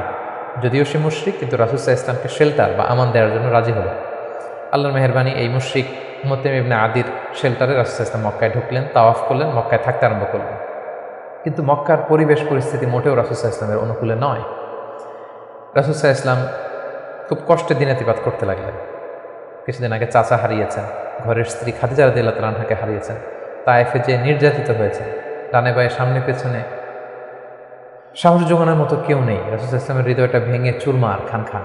ঠিক সেই মুহূর্তে নবুয়তির 11তম বৎসরে রাসূল সাল্লাল্লাহু আলাইহি ওয়াসাল্লামের হৃদয়টাকে আনন্দ দিয়ে ভরে দেওয়ার জন্য স্পেশাল মিটিংয়ে রাসূল সাল্লাল্লাহু আলাইহি ওয়াসাল্লামকে ডেকে নিলেন আল্লাহ তাআলা তার আরশে।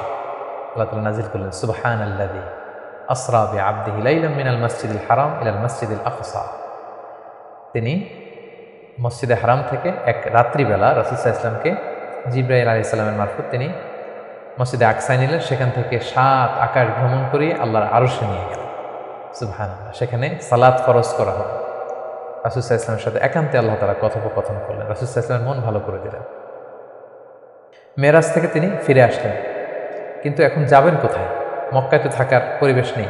তখন তিনি ওনার গ্লোবাল নেভিগেশন এটা বাড়ানোর জন্য ট্রাই করলেন যে ফরেন লোক আমি পাই কিনা, যে বিদেশে কোথাও যেয়ে থাকা যায় কিনা প্রবাসে।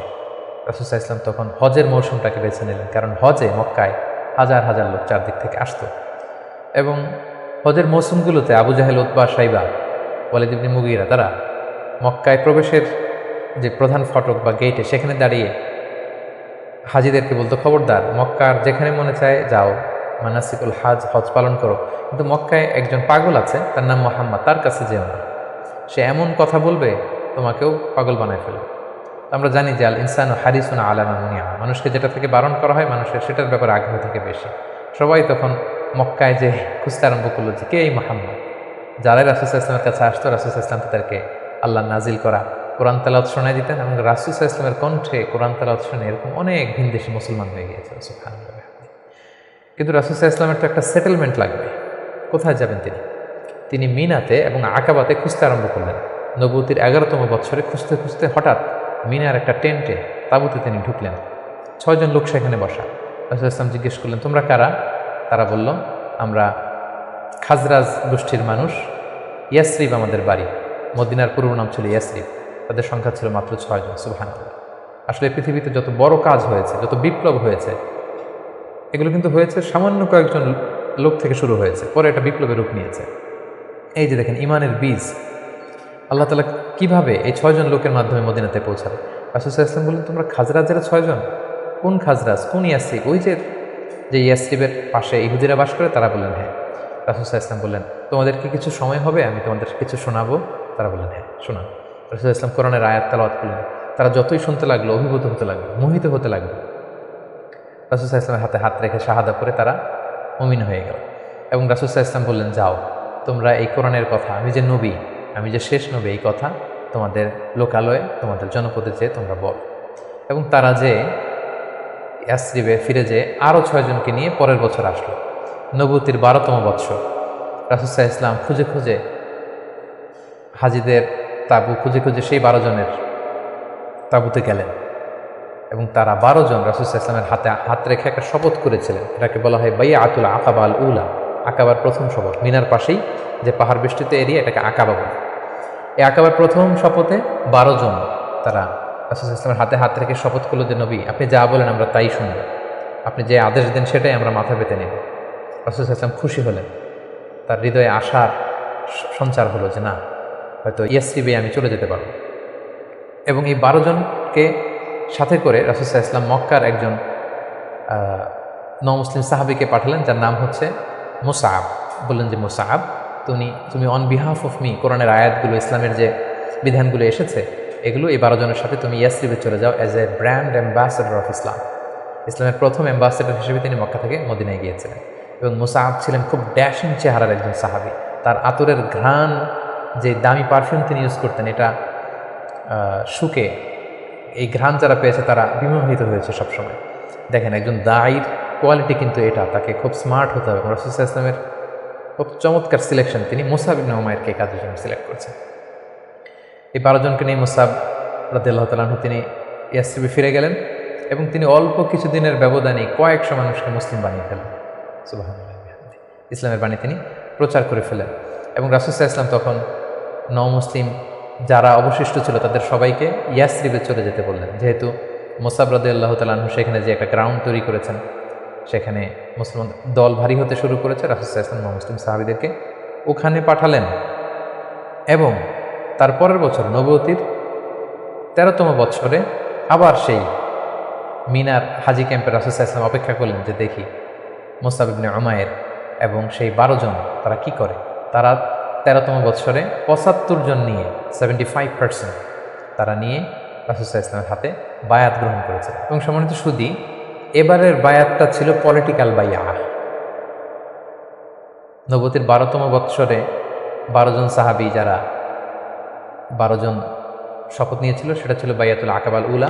এবার 75 জন নিল পলিটিক্যাল বাইয়া, বাইয়াতুল আকাবা সানিয়া, যে শুধু আমার আনুগত্য না, আমার জীবন মানে তোমাদের জীবন, তোমাদের জীবন আমার জীবন, তোমরা তোমাদের জীবন বাঁচানোর জন্য যা করবে আমি নবীকে বাঁচানোর জন্য তাই করতে হবে। আদাম বিদ্দাম আল হাদাম আল হাদাম। তারা পলিটিক্যাল বাইয়া আনিল এবং রাসূল ইসলামকে বলল যে ইয়া রাসূলুল্লাহ, আপনার জন্য আমাদের জীবন কুরবান। The land of Yathrib is completely ready for you, we just waiting for you arrival. আমরা আপনার আগমনের, শুভাগমনের অপেক্ষায়, আপনি আসুন, আমরা আপনাকে সাপোর্ট দেব, আমরা সেখানে ইসলামী সাম্রাজ্য গড়ে তুলব। রাসূল ইসলাম তিনি আশা পেলেন এবং আল্লাহ তাআলা ইঙ্গিত দিলেন যে মুহাম্মদ, তোমাকে সেই ইয়াসরিবে ফিরে যেতে হবে।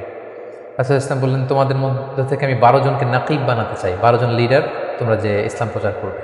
তারা গেল এবং ঠিক এই বাইআতুল আকাবা সানিয়ার 2.5 মাস পরে রাসূলুল্লাহ সাল্লাল্লাহু আলাইহি ওয়াসাল্লাম হিজরত করলেন। হিজরতের ব্যাপারে আমার বিভিন্ন আলোচনাতে আমরা সেখানে ফুটিয়ে তুলেছি। আজকের এই পর্বে, যেহেতু এটা একটা সংক্ষিপ্ত পর্ব এবং এক পর্বে আমরা পুরো জীবনীকে কভার করতে চাচ্ছি, আমরা হিজরত নিয়ে বিস্তারিত আলোচনা করতে পারছি। প্রিয় সুধী, এবার আমরা রাসূল সাল্লাল্লাহু আলাইহি ওয়াসাল্লামের জীবনীর 3য় পর্ব বা 3য় ভাগ শুরু করব, যেটা আমরা বলেছিলাম হিজরতের পর থেকে শুরু করে ইন্তেকাল পর্যন্ত। রাসূল সাল্লাল্লাহু আলাইহি ওয়াসাল্লাম হিজরত করে সেদিন আবু বকর রাদিয়াল্লাহু তাআলা আনহুকে নিয়ে মদিনায় আসলেন। মদিনাবাসী আনন্দিত, উচ্ছ্বসিত, উদ্বেলিত রাসূল সাল্লাল্লাহু আলাইহি ওয়াসাল্লামকে পেয়ে। রাসূল সাল্লাল্লাহু আলাইহি ওয়াসাল্লাম প্রথমে এসেই কোবা একটা এলাকা আছে, কোবা পল্লীতে তিনি কয়েকদিন থাকলেন এবং সেখানে একটা ছোট্ট মসজিদ নির্মাণ করলেন। তারপর তিনি মদিনাতে গেলেন। আসলে জায়গাটা ছিল ইয়াসরিব, তিনি যে জায়গাটার নাম পরিবর্তন করে মাদিনা করলেন, মাদিনাতুন নবী বা তাইয়্যিবা, পবিত্র নগরী। সেখানে যে ইয়াসরিবে যেও তিনি একটি মসজিদ প্রতিষ্ঠা করলেন, যে মসজিদটা হচ্ছে মসজিদে নববী, নবীর প্রতিষ্ঠিত মসজিদ। এবং এই মসজিদে তিনি 10 বছর ইমামতি করেছেন। এই মসজিদটাই ওনার সব কিছু ছিল। ফরেন ডেলিগেশন আসলে এখানে দেখা করতেন, এখানে তিনি আহলে সুফাদেরকে শিক্ষা দিতেন। এটাই ইউনিভার্সিটি ছিল, এটাই হাইকোর্ট, এটাই সুপ্রিম কোর্ট, এখানে বিচার কার্য পরিচালনা করতেন। এখান থেকে তিনি সামরিক অভিযানগুলো পরিচালনা করতেন। মদিনাতে তিনি এসে দেখলেন যে মদিনাতে হিজরত করা সাহাবারা, মদিনায় যারা মুসলিম হয়েছে তারা, তার মানে মুসলিম একটা কমিউনিটি। আবার দেখলেন কিছু মুশরিক কমিউনিটি আছে যারা এখনও মুসলিম হয়নি। আবার তিনি দেখলেন যে ইহুদিদের একটা কমিউনিটি আছে, 3 দিকে তারা থাকে। তাদের 3টা গোত্র, বনু কাইনুকা, বনু নাদির, বনু কুরাইদা। তিনি ভাবলেন যে সবাই মিলে একটা সংঘবদ্ধ আমাদের চার্টার থাকা দরকার। তিনি তাদের সবার সাথে বসলেন, তিনি মদিনা চার্টার করলেন, যেটাকে মদিনা সনদ বলা হয়। সুবহানাল্লাহ। তিনি মদিনা চার্টারে উল্লেখ করলেন যে আমরা মদিনাকে রক্ষার জন্য মুসলিম, প্যাগানস, জিউস সবাই এক, আমরা একে অপরের সাথে মিত্রতা থাকবে এবং বহিঃশত্রুর আক্রমণ থেকে আমরা একে অপরকে রক্ষা করব। এবং তিনি মক্কা থেকে যারা হিজরত করে এসেছেন মুহাজির সাহাবী, এবং মদিনাতে যারা এই মুহাজির সাহাবীদেরকে অ্যাকোমোডেট করেছেন, ওয়েলকাম করেছেন, আনসার সাহাবী, তাদের মধ্যে তিনি ভ্রাতৃত্বের বন্ধন প্রতিষ্ঠা করলেন। শুরু হলো মদিনার নতুন জার্নি। প্রথম বছরে অর্থাৎ প্রথম হিজরিতে তিনি এই কাজগুলো করলেন। দ্বিতীয় হিজরিতে একটা সিগনিফিক্যান্ট ঘটনা ঘটল, সেটা হচ্ছে কেবলা চেঞ্জ করে দেওয়া হলো। রাসূল সাল্লাল্লাহু আলাইহি ওয়াসাল্লাম মদিনাতে এসে 16-17 মাস বাইতুল মাকদাসের দিকে হয়ে নামাজ পড়তেন, কিন্তু চাইতেন যে মক্কায় যদি আল্লাহ তাআলা চেঞ্জ করে দিতেন কতই না ভালো হতো। আল্লাহ তাআলা চেঞ্জ করে দিলেন। আল্লাহ বললেন, ফাওয়াল্লি ওয়াজহাকা শাতরাল মসজিদিল হারাম, নবী হে এই মসজিদুল হারামের দিকে মুখ ফিরিয়ে এখন থেকে নামাজ পড়তেন। এটা দ্বিতীয় হিজরির ঘটনা। দ্বিতীয় হিজরির সবচাইতে গুরুত্বপূর্ণ ইনসিডেন্ট হচ্ছে দ্য ব্যাটল অফ বাদর, গজওয়াত বাদর, বদরের যুদ্ধ। কারণ কুরাইশরা তো তারা দেখলো যে না, মুহাম্মদ হাতছাড়া হয়ে গেল, সব মুসলিমরা হাতছাড়া হয়ে গেল, তাদেরকে তো সহজে ছেড়ে দেওয়া যায় না। তখন একটা যুদ্ধ হলো, বিশাল যুদ্ধ। রাসূল সাল্লাল্লাহু আলাইহি ওয়াসাল্লাম একটা ক্যারাভান আটকাতে গেলেন, কিন্তু তারা খবর পাঠালো যে মুহাম্মদ তার সৈন্য নিয়ে অ্যাটাক করছে। তারা 1000 সৈন্য নিয়ে আসলো বদরের প্রান্তরে, মদিনা থেকে 70-80 কিলো দূরে। মুসলমানদের সংখ্যা ছিল মাত্র 314 জন। বিশাল রক্তক্ষয়ী যুদ্ধ হলো। আল্লাহ তাআলা মুসলিমদেরকে ফেরেশতা দিয়ে, আসমানি মাদাদ দিয়ে সাহায্য করলেন। আল্লাহ বললেন, ওয়ালাকাদ নাসারাকুমুল্লাহু বিবাদরি ওয়া আনতুম আদিল্লাহ। আল্লাহ তোমাদেরকে বদরের প্রান্তরে সহায়তা করেছিলেন, তোমরা খুব দুর্বল ছিলে, ফেরেশতা দিয়ে আমি তোমাদেরকে সহযোগিতা করেছি, বিজয় এনে দিয়েছি। মুসলিমরা বিজয় লাভ করল। 70 জন কুরাইশ নিহত হলো, 70 জন বন্দী হলো, মুসলমানরা জয়লাভ করল।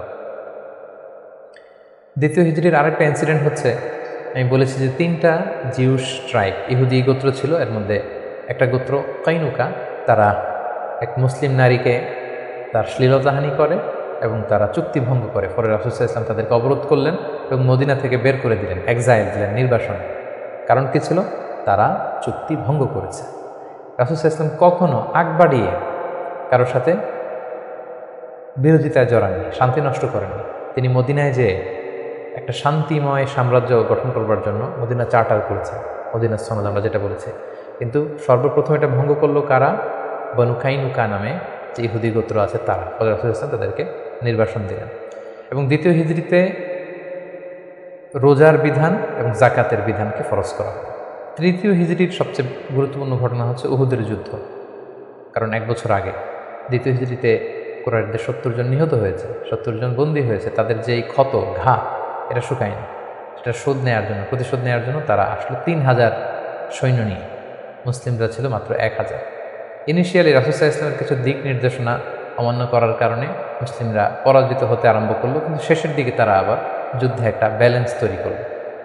কিন্তু তারপরেও 70 জন মুসলিম এই যুদ্ধে শহীদ হয়েছেন এবং রাসূল সাল্লাল্লাহু আলাইহি ওয়াসাল্লাম তার প্রিয়তম চাচা হামজা ইবনে আব্দুল মুত্তালিব, যাকে সাইয়্যিদুশ শুহাদা ঘোষণা দেওয়া হয়েছে, এবং যে মুসআব ইবনে উমাইরকে দ্য ফার্স্ট অ্যাম্বাসেডর করে তিনি পাঠিয়েছিলেন, এই যুদ্ধে তিনিও শহীদ হয়েছেন। 70 জন সাহাবীকে রাসূল সাল্লাল্লাহু আলাইহি ওয়াসাল্লাম হারিয়েছেন সেই যুদ্ধে।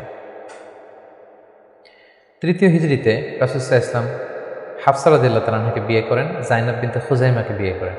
এবং তৃতীয় হিজরি সনে ফাতিমা রাদিয়াল্লাহু তাআলা আনহা, আলী রাদিয়াল্লাহু তাআলা আনহার ঘরকে উজালা করে রাসূল সাল্লাল্লাহু আলাইহি ওয়াসাল্লামের প্রথম নাতি হাসান রাদিয়াল্লাহু তাআলা আনহু জন্মগ্রহণ করেছিলেন। চতুর্থ হিজরির একটা মর্মান্তিক ঘটনা হচ্ছে বীরে মাউনার ঘটনা।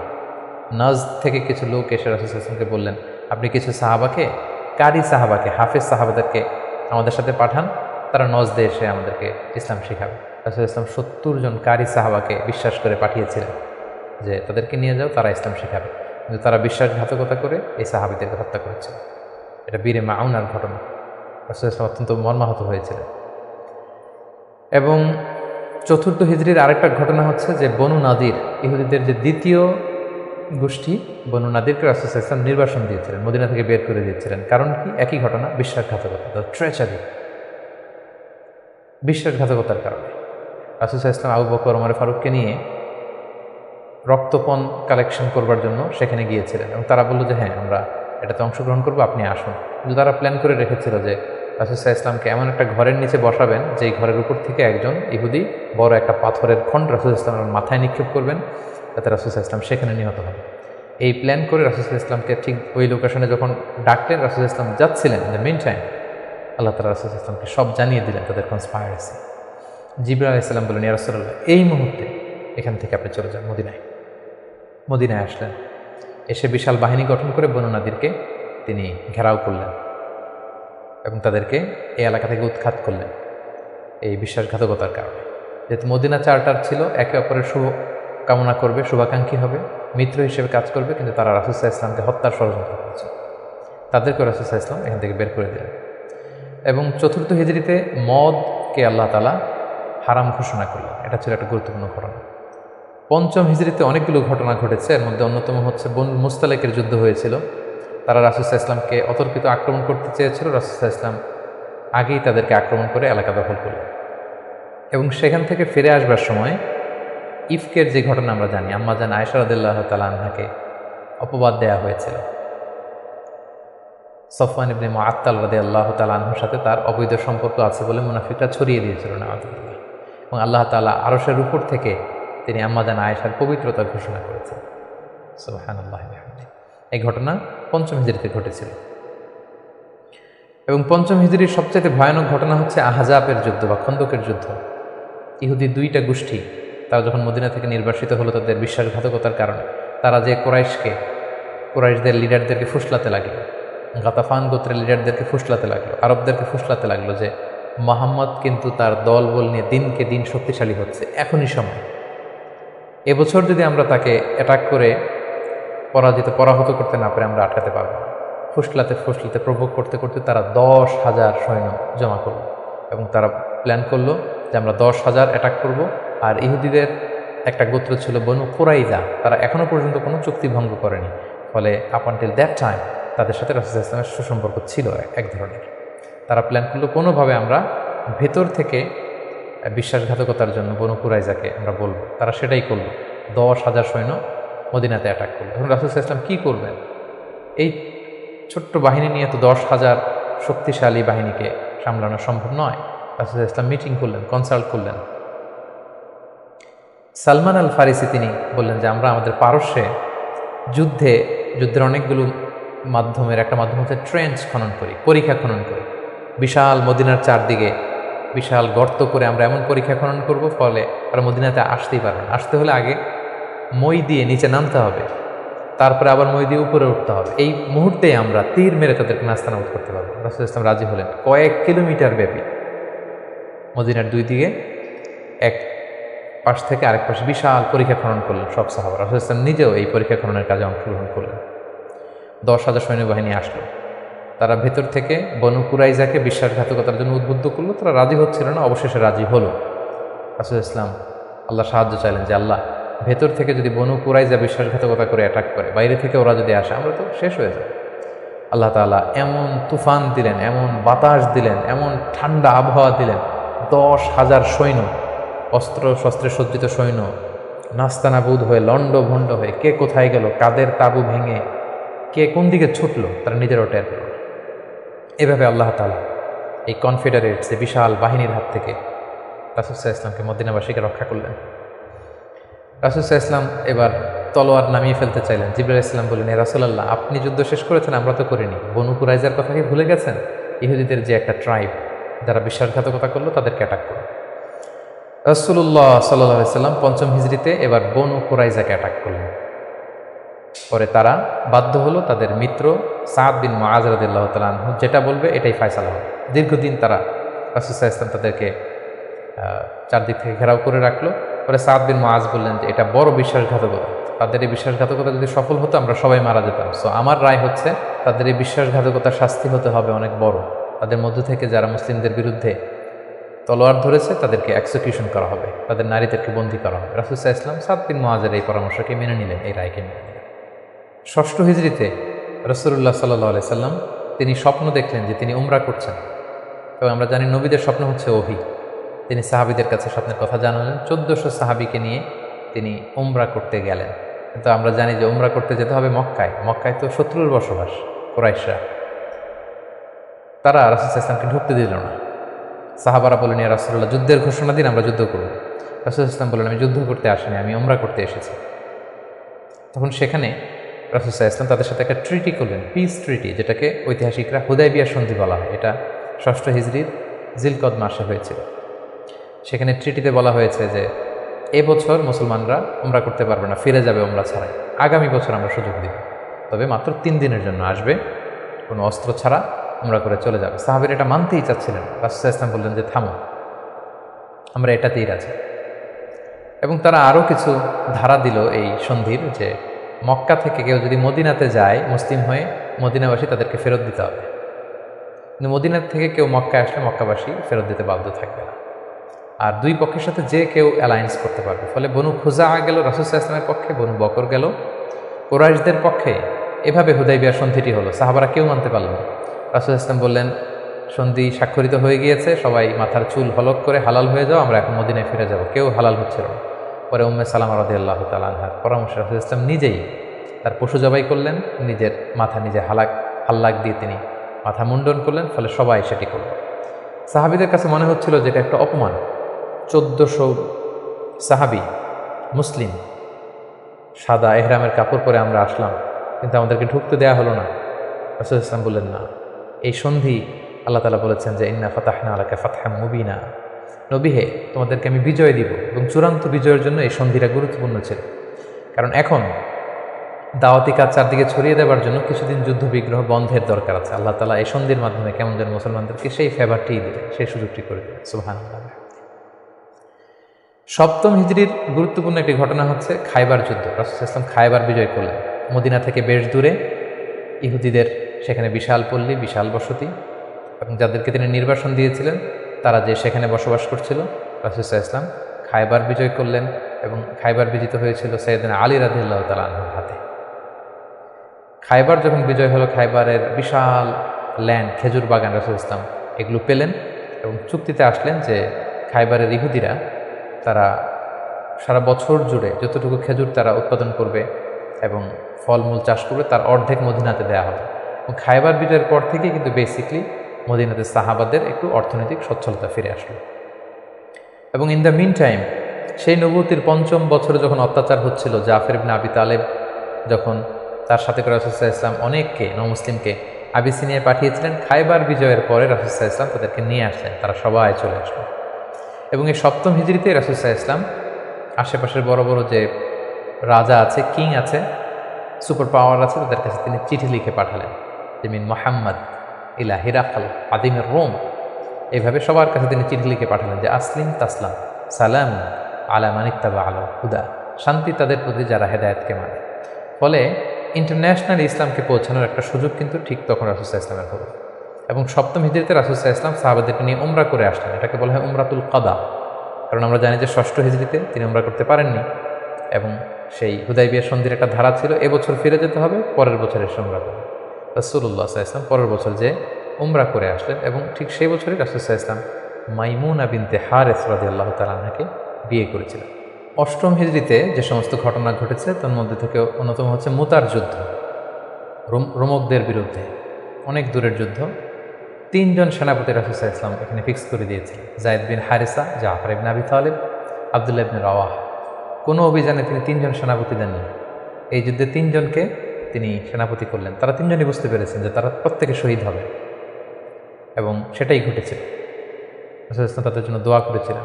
সবশেষে খালিদ বিন ওয়ালিদ রাদিয়াল্লাহু তাআলা আনহুর নেতৃত্বে মুতার যুদ্ধ বিজয় হয়। ৮ম হিজরির সবচাইতে সিগনিফিক্যান্ট ইভেন্ট হচ্ছে ফাতহু মক্কা, মক্কা বিজয়, যেটার কারণ হচ্ছে হুদাইবিয়া সন্ধিতে একটা অ্যালায়েন্স হয়েছিল। বনু খুজা ছিল মুসলিমদের পক্ষে, বনু বকর ছিল কুরাইশদের পক্ষে, এবং কথা ছিল কেউ কাউকে অ্যাটাক করবে না। কিন্তু বনু বকরের কিছু লোক কুরাইশদের সহযোগিতায় অস্ত্র নিয়ে তারা একদিন রাতে বনু খুজাকে অ্যাটাক করে তাদের ২০ জনকে নিহত করে।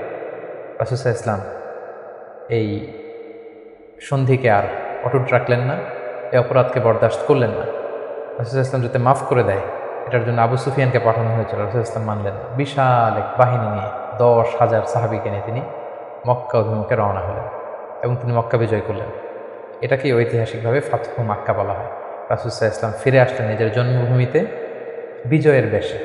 তিনি যে কাবার ভিতরে যত মূর্তি আছে এগুলোকে ভেঙে ফেললেন। বেলাল রাদিয়াল্লাহু আনহুকে বললেন, যাও কাবার উপরে উঠে আজান দাও। আজান দেওয়া হলো। রাসূল সাল্লাল্লাহু আলাইহি ওয়াসাল্লাম নামাজ পড়লেন, কাবার ভিতরেও নামাজ পড়লেন। সবচেয়ে বড় ২-১ জন অপরাধীকে তিনি শাস্তি দিয়েছিলেন, বাকি সবাইকে তিনি মাফ করেছিলেন। সবাই ভয়ে কাঁপছিল।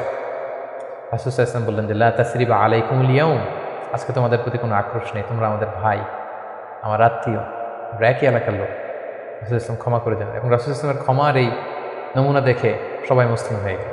রাসূল সাল্লাল্লাহু আলাইহি ওয়াসাল্লামের হাতে হাত রেখে শাহাদা পাঠ করল। এভাবে মক্কা বিজয় হয়ে গিয়েছে। মক্কা বিজয়ের পর ৮ম হিজরির আর একটা বড় ইনসিডেন্ট হচ্ছে হুনাইনের যুদ্ধ। মক্কাতে রাসূল সাল্লাল্লাহু আলাইহি ওয়াসাল্লাম ১৯ দিন অবস্থান করলেন। তার মদিনাতে ফিরে আসার আগেই বনু সাকিফ, বনু হাওয়াজিন যারা তায়েফের অধিবাসী, তারা রাসূল সাল্লাল্লাহু আলাইহি ওয়াসাল্লামের উপর অ্যাটাক করার প্ল্যান করল। রাসূল সাল্লাল্লাহু আলাইহি ওয়াসাল্লাম তাদের প্রতি অভিযান পরিচালনা করলেন। হুনাইন নামক জায়গায় যুদ্ধ হলো। শুরুতে মুসলমানরা পরাস্ত হয়েছিল, কিন্তু পরবর্তীতে মুসলমানরা বিজয় লাভ করল এবং এযাবৎকালে সবচাইতে বেশি গানিমাত, যুদ্ধলব্ধ সম্পদ রাসূল সাল্লাল্লাহু আলাইহি ওয়াসাল্লাম এই হুনাইনের যুদ্ধ থেকে তিনি পেয়েছিলেন। এবং এই যুদ্ধে রাসূল সাল্লাল্লাহু আলাইহি ওয়াসাল্লামের সেই দুধমা হালিমা, দুধবোন শাইমা তারা বন্দী হয়ে এসেছিল। রাসূল সাল্লাল্লাহু আলাইহি ওয়াসাল্লাম তাদেরকে চিনতে পারলেন, তাদেরকে ক্ষমা করে দিলেন, তাদেরকে অনেক উপর হুকুম দিলেন। ৯ম হিজরিকে বলা হয় দ্য ইয়ার অফ ডেলিগেশনস, আমাল উফুদ। ইসলাম যেহেতু এখন একটা স্থিতিশীল শক্তিশালী অবস্থায় আছে, মুসলিম সাম্রাজ্য পৃথিবীর বিভিন্ন দেশ থেকে রাসূল সাল্লাল্লাহু আলাইহি ওয়াসাল্লামের সাথে অ্যালায়েন্স করার জন্য, জোট করার জন্য, তারা নিজেদের সমর্থন দেওয়ার জন্য অথবা শাহাদা পাঠ করে মুসলিম হওয়ার জন্য রাসূল সাল্লাল্লাহু আলাইহি ওয়াসাল্লামের কাছে এই বছর এসে ৯ম হিজরিতে এসে দেখা করতে লাগলো। এবং ৯ম হিজরিতে একটা বড় যুদ্ধ হয়েছিল যেটাকে তাবুকের যুদ্ধ বলা হয়। ৯ম হিজরির রজব মাসে রাসূল সাল্লাল্লাহু আলাইহি ওয়াসাল্লাম রোমানদের বিরুদ্ধে যুদ্ধ করার জন্য তিনি অভিযান পরিচালনা করেছিলেন এবং এই সময়টা ছিল প্রচণ্ড গরমের সময়। এবং খেজুর পাকার মুহূর্ত, ফসল পেকেছে, ফসল কেটে ঘরে উঠাতে হবে, প্রচণ্ড গরম, সফরের দূরত্ব অনেক বেশি, মুনাফিকরা নানা তাল বাহানায় রাসূল সাল্লাল্লাহু আলাইহি ওয়াসাল্লামের কাছে ওজর আপত্তি করলো, রাসূল সাল্লাল্লাহু আলাইহি ওয়াসাল্লাম মেনে নিলেন। আর মুসলিমদেরকে নিয়ে রাসূল সাল্লাল্লাহু আলাইহি ওয়াসাল্লাম তাবুকে গেলেন। তাবুকে যে রাসূল সাল্লাল্লাহু আলাইহি ওয়াসাল্লাম সেখানে 20 দিন অবস্থান করলেন। আসলে সেখানে কোনো যুদ্ধ হয়নি, মুমিনদের ইমানি পরীক্ষার জন্য আল্লাহ তাআলা সর্বশেষ পরীক্ষাটা করলেন। মুসলিমদের এই বিশাল বাহিনী দেখে রোমান সাম্রাজ্যের সৈনিকেরা তারা যুদ্ধ করতে অস্বীকৃতি জানালো। যুদ্ধ ছাড়াই বিজয়ের বেশে রাসূল সাল্লাল্লাহু আলাইহি ওয়াসাল্লাম তাবুক থেকে ফিরে আসলেন। ফিরে আসার পথে রাসূল সাল্লাল্লাহু আলাইহি ওয়াসাল্লামকে জানানো হলো যে মুনাফিকরা একটা বিশেষ মসজিদ বানিয়েছে, সেখানে আপনাকে নিতে চায়। আপনি যে একবার নামাজ পড়াবেন, তারপরে সেখানে তারা ষড়যন্ত্র করবে। তাই তাদের ষড়যন্ত্রের মূলোৎপাটনের জন্য আপনি মদিনাতে ফেরার আগেই এই মসজিদকে জ্বালিয়ে দিবেন। আল্লাহ তাআলার অর্ডার। এই মসজিদের নাম হচ্ছে মসজিদে দেরা। মুমিনদের মধ্যে ডিভাইডেশন, ক্ষতি এবং সমাজের মধ্যে কেওয়াস সৃষ্টি করার জন্য, মুসলিমদের মধ্যে ঐক্যের মধ্যে ভাঙন তৈরি করবার জন্য তারা এই মসজিদ তৈরি করেছে। রাসূল সাল্লাল্লাহু আলাইহি ওয়াসাল্লাম পাঠালেন সাহাবীদেরকে, এই মসজিদকে জ্বালিয়ে দেওয়া হলো। এবং এই নবম হিজরিতেই তায়েফের বনু সাকিব গোত্র এসে ইসলাম ধর্ম গ্রহণ করলো এবং রাসূলুল্লাহ সাল্লাল্লাহু আলাইহি ওয়াসাল্লাম নবম হিজরিতে আবু বকর রাদিয়াল্লাহু তাআলা আনহুকে হজের আমির বানিয়ে হজে পাঠালেন। বললেন যে আবু বকর যাও, তুমি যে এবার হজের লিডিং তুমি দিবে, আর বলে আসবে যে আগামী বছর 10ম হিজরিতে আমি নবী হজে যাব, এবং বলে দিয়ে আসবে যে আগামী বছর থেকে কোনো মুশরিক আর হজ করতে পারবে না। রাসূল সাল্লাল্লাহু আলাইহি ওয়াসাল্লামের নির্দেশনা পেয়ে নবম হিজরিতে আবু বকর রাদিয়াল্লাহু তাআলা আনহু তিনি হজ পরিচালনার জন্য গেলেন এবং যাওয়ার পথে প্রতিমধ্যে সকল আরব গোত্রগুলোকে তিনি জানিয়ে দিলেন যে আগামী বছর কিন্তু নবী হজে আসবে, ফলে কোনো মুশরিক আর আগামী বছর থেকে হজের সুযোগ পাবে না। এবং এই নবম হিজরিতে রাসূল সাল্লাল্লাহু আলাইহি ওয়াসাল্লাম জাজিরাতুল আরবের বিভিন্ন এলাকায় ইসলামের দাওয়াত পৌঁছানোর জন্য বিভিন্ন সাহাবাদেরকে দায়িত্ব দিয়ে দাঈ ইলাল্লাহ হিসেবে পাঠিয়েছেন। এবং ঠিক তখনই আল্লাহ তাআলা আয়াত নাজিল করলেন, ওয়ারাআইতান নাসা ইয়াদখুলুনা ফি দীনিল্লাহি আফওয়াজা। অর্থাৎ হে নবী, আপনি দেখবেন দলে দলে জাজিরাতুল আরবে লোকজন ইসলামের ছায়াতলে চলে আসছে। এবং সেটাই হলো, দলে দলে লোকজন ইসলাম ধর্ম গ্রহণ করতে লাগলো। 10ম হিজরিতে রাসূল সাল্লাল্লাহু আলাইহি ওয়াসাল্লাম মুআয ইবনে জাবালকে আলী রাদিয়াল্লাহু তাআলা আনহুকে ইয়ামানে পাঠালেন, খালিদ বিন ওয়ালিদকে নাজরানে পাঠালেন এবং 10ম হিজরিতে রাসূল সাল্লাল্লাহু আলাইহি ওয়াসাল্লাম হজে বের হলেন। প্রায় লক্ষাধিক সাহাবাকে নিয়ে তিনি হজের জন্য গেলেন। সহিহ মুসলিমের বর্ণনা, জাবের রাদিয়াল্লাহু তাআলা আনহু বলেন, মদিনা থেকে জুলহুলাইফা থেকে ইহরাম বেঁধে রাসূল সাল্লাল্লাহু আলাইহি ওয়াসাল্লাম যখন বেরোলেন, আমি তাকিয়ে দেখি ডানে হাজার হাজার সাহাবী, বাঁয়ে হাজার হাজার সাহাবী, সামনে পেছনে হাজার হাজার মানুষ।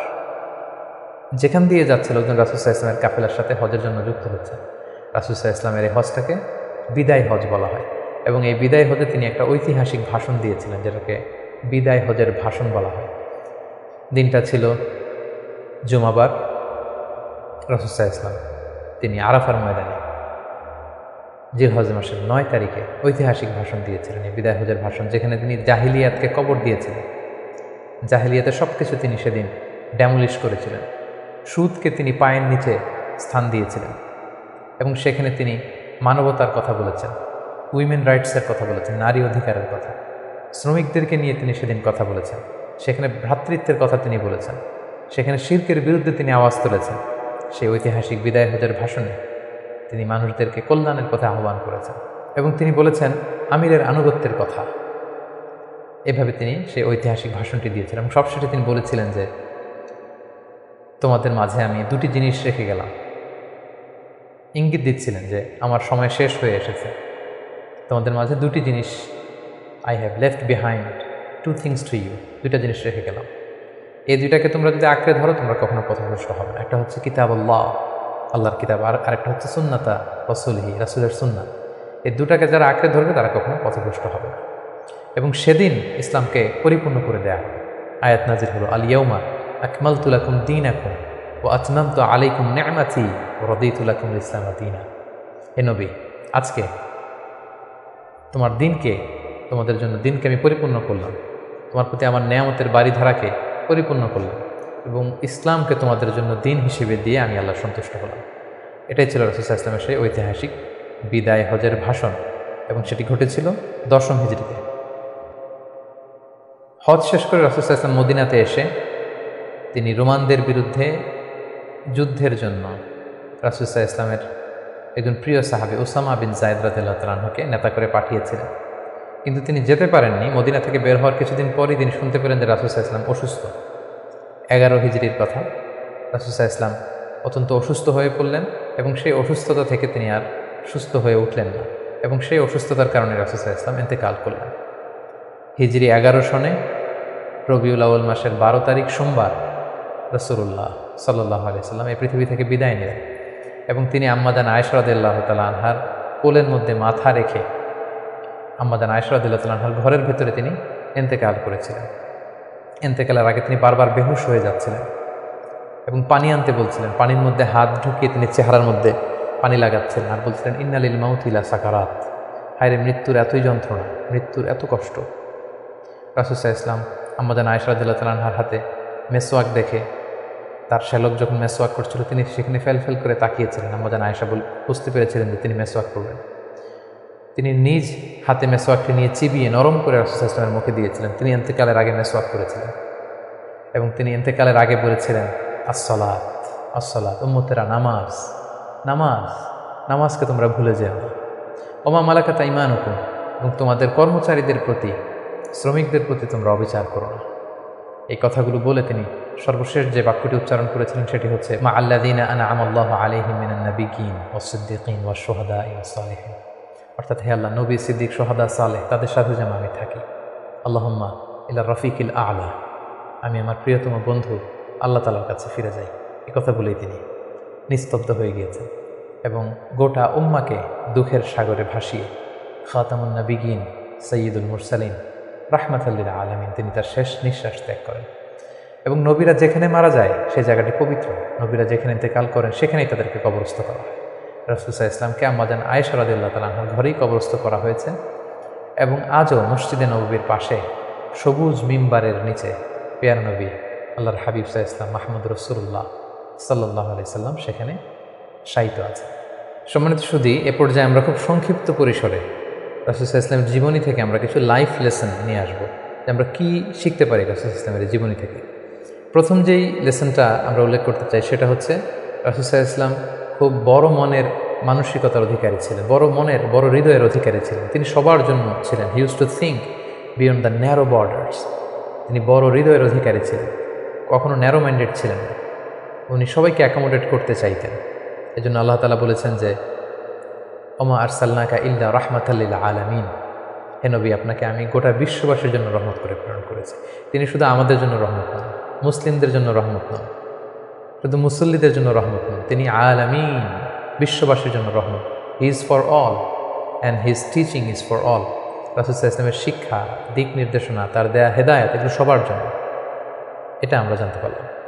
দ্বিতীয় যে শিক্ষাটা আমরা পাই সেটা হচ্ছে, রাসূল সাল্লাল্লাহু আলাইহি ওয়াসাল্লাম সবসময় সংঘবদ্ধ জীবনযাপন করেছেন। আমরা যদি দেখি, মক্কাতে সংঘবদ্ধ, মদিনাতে সংঘবদ্ধ, যেখানে তিনি ছিলেন সংঘবদ্ধ ছিলেন। এবং আমরা যেন ইউনাইটেড থাকি, কোরআনের শিক্ষাটা তিনি বারবার বলেছেন, ওয়ালা তাফাররাকু, তোমরা বিচ্ছিন্ন হয় না, তোমরা আলাদা হয়ে জীবনযাপন করো না, বরং তোমরা সংঘবদ্ধ জীবনযাপন করো। রাসূল সাল্লাল্লাহু আলাইহি ওয়াসাল্লামের জীবনী থেকে আমরা এই শিক্ষাটাও পাই। 3 নম্বর যে শিক্ষাটি আমরা পাই রাসূল সাল্লাল্লাহু আলাইহি ওয়াসাল্লামের জীবনী থেকে সেটা হচ্ছে, তিনি পিস লাভার ছিলেন, শান্তিকামী। কখনো সংঘাতে সহজে বিরোধে জড়াতে চাইতেন না, সবসময় শান্তি প্রতিষ্ঠায় তিনি অগ্রগামী ছিলেন। আমরা যদি দেখি যে কুরাইশদের সাথেও কিন্তু তিনি পিস ট্রিটি করেছেন, শান্তি চুক্তি। সাহাবারা রাজি হচ্ছিলেন না, কিন্তু তিনি করেছেন। মদিনায় এসে তিনি মদিনা চার্টার করেছেন, মদিনা সনদ করেছেন, ইহুদিদের সাথে একসাথে থেকেছেন, থাকতে চেয়েছেন, কিন্তু মদিনা সনদ ভঙ্গ হয়েছে যখন তারা বিশ্বাসঘাতকতা করেছে। তার মানে তিনি সবসময় শান্তির পক্ষে ছিলেন, শান্তিকামী তিনি ছিলেন। সো আমরা যারা নবীজির উম্মত বলে নিজেদেরকে দাবি করি, আমরা যেন সবসময় শান্তিকামী হই, আমরা যেন শান্তির পক্ষে থাকি, এটা আমাদের জন্য শিক্ষা। 4 নম্বর যে শিক্ষাটি আমরা পাই সেটা হচ্ছে, he was the flag bearer of justice. তিনি সবসময় ন্যায় বিচারের পক্ষে ছিলেন, ন্যায়ের পতাকাবাহী ছিলেন, ন্যায় বিচারের পতাকাবাহী। সবসময় ন্যায় যেখানে, সত্য যেখানে, ইনসাফ যেখানে, জাস্টিস যেখানে, তিনি সেখানে। তার প্রমাণ আমরা দেখি 20 বছর বয়সে তিনি যখন যুবক, তখন তিনি হেলফুল ফুজুল নামে যুব সংঘ করেছেন। উদ্দেশ্য কী ছিল? যে মাআল মাজলুম দিদ্দাল জালিম, আমরা সবসময় মাজলুমের পক্ষে থাকবো, জালেমের বিরুদ্ধে।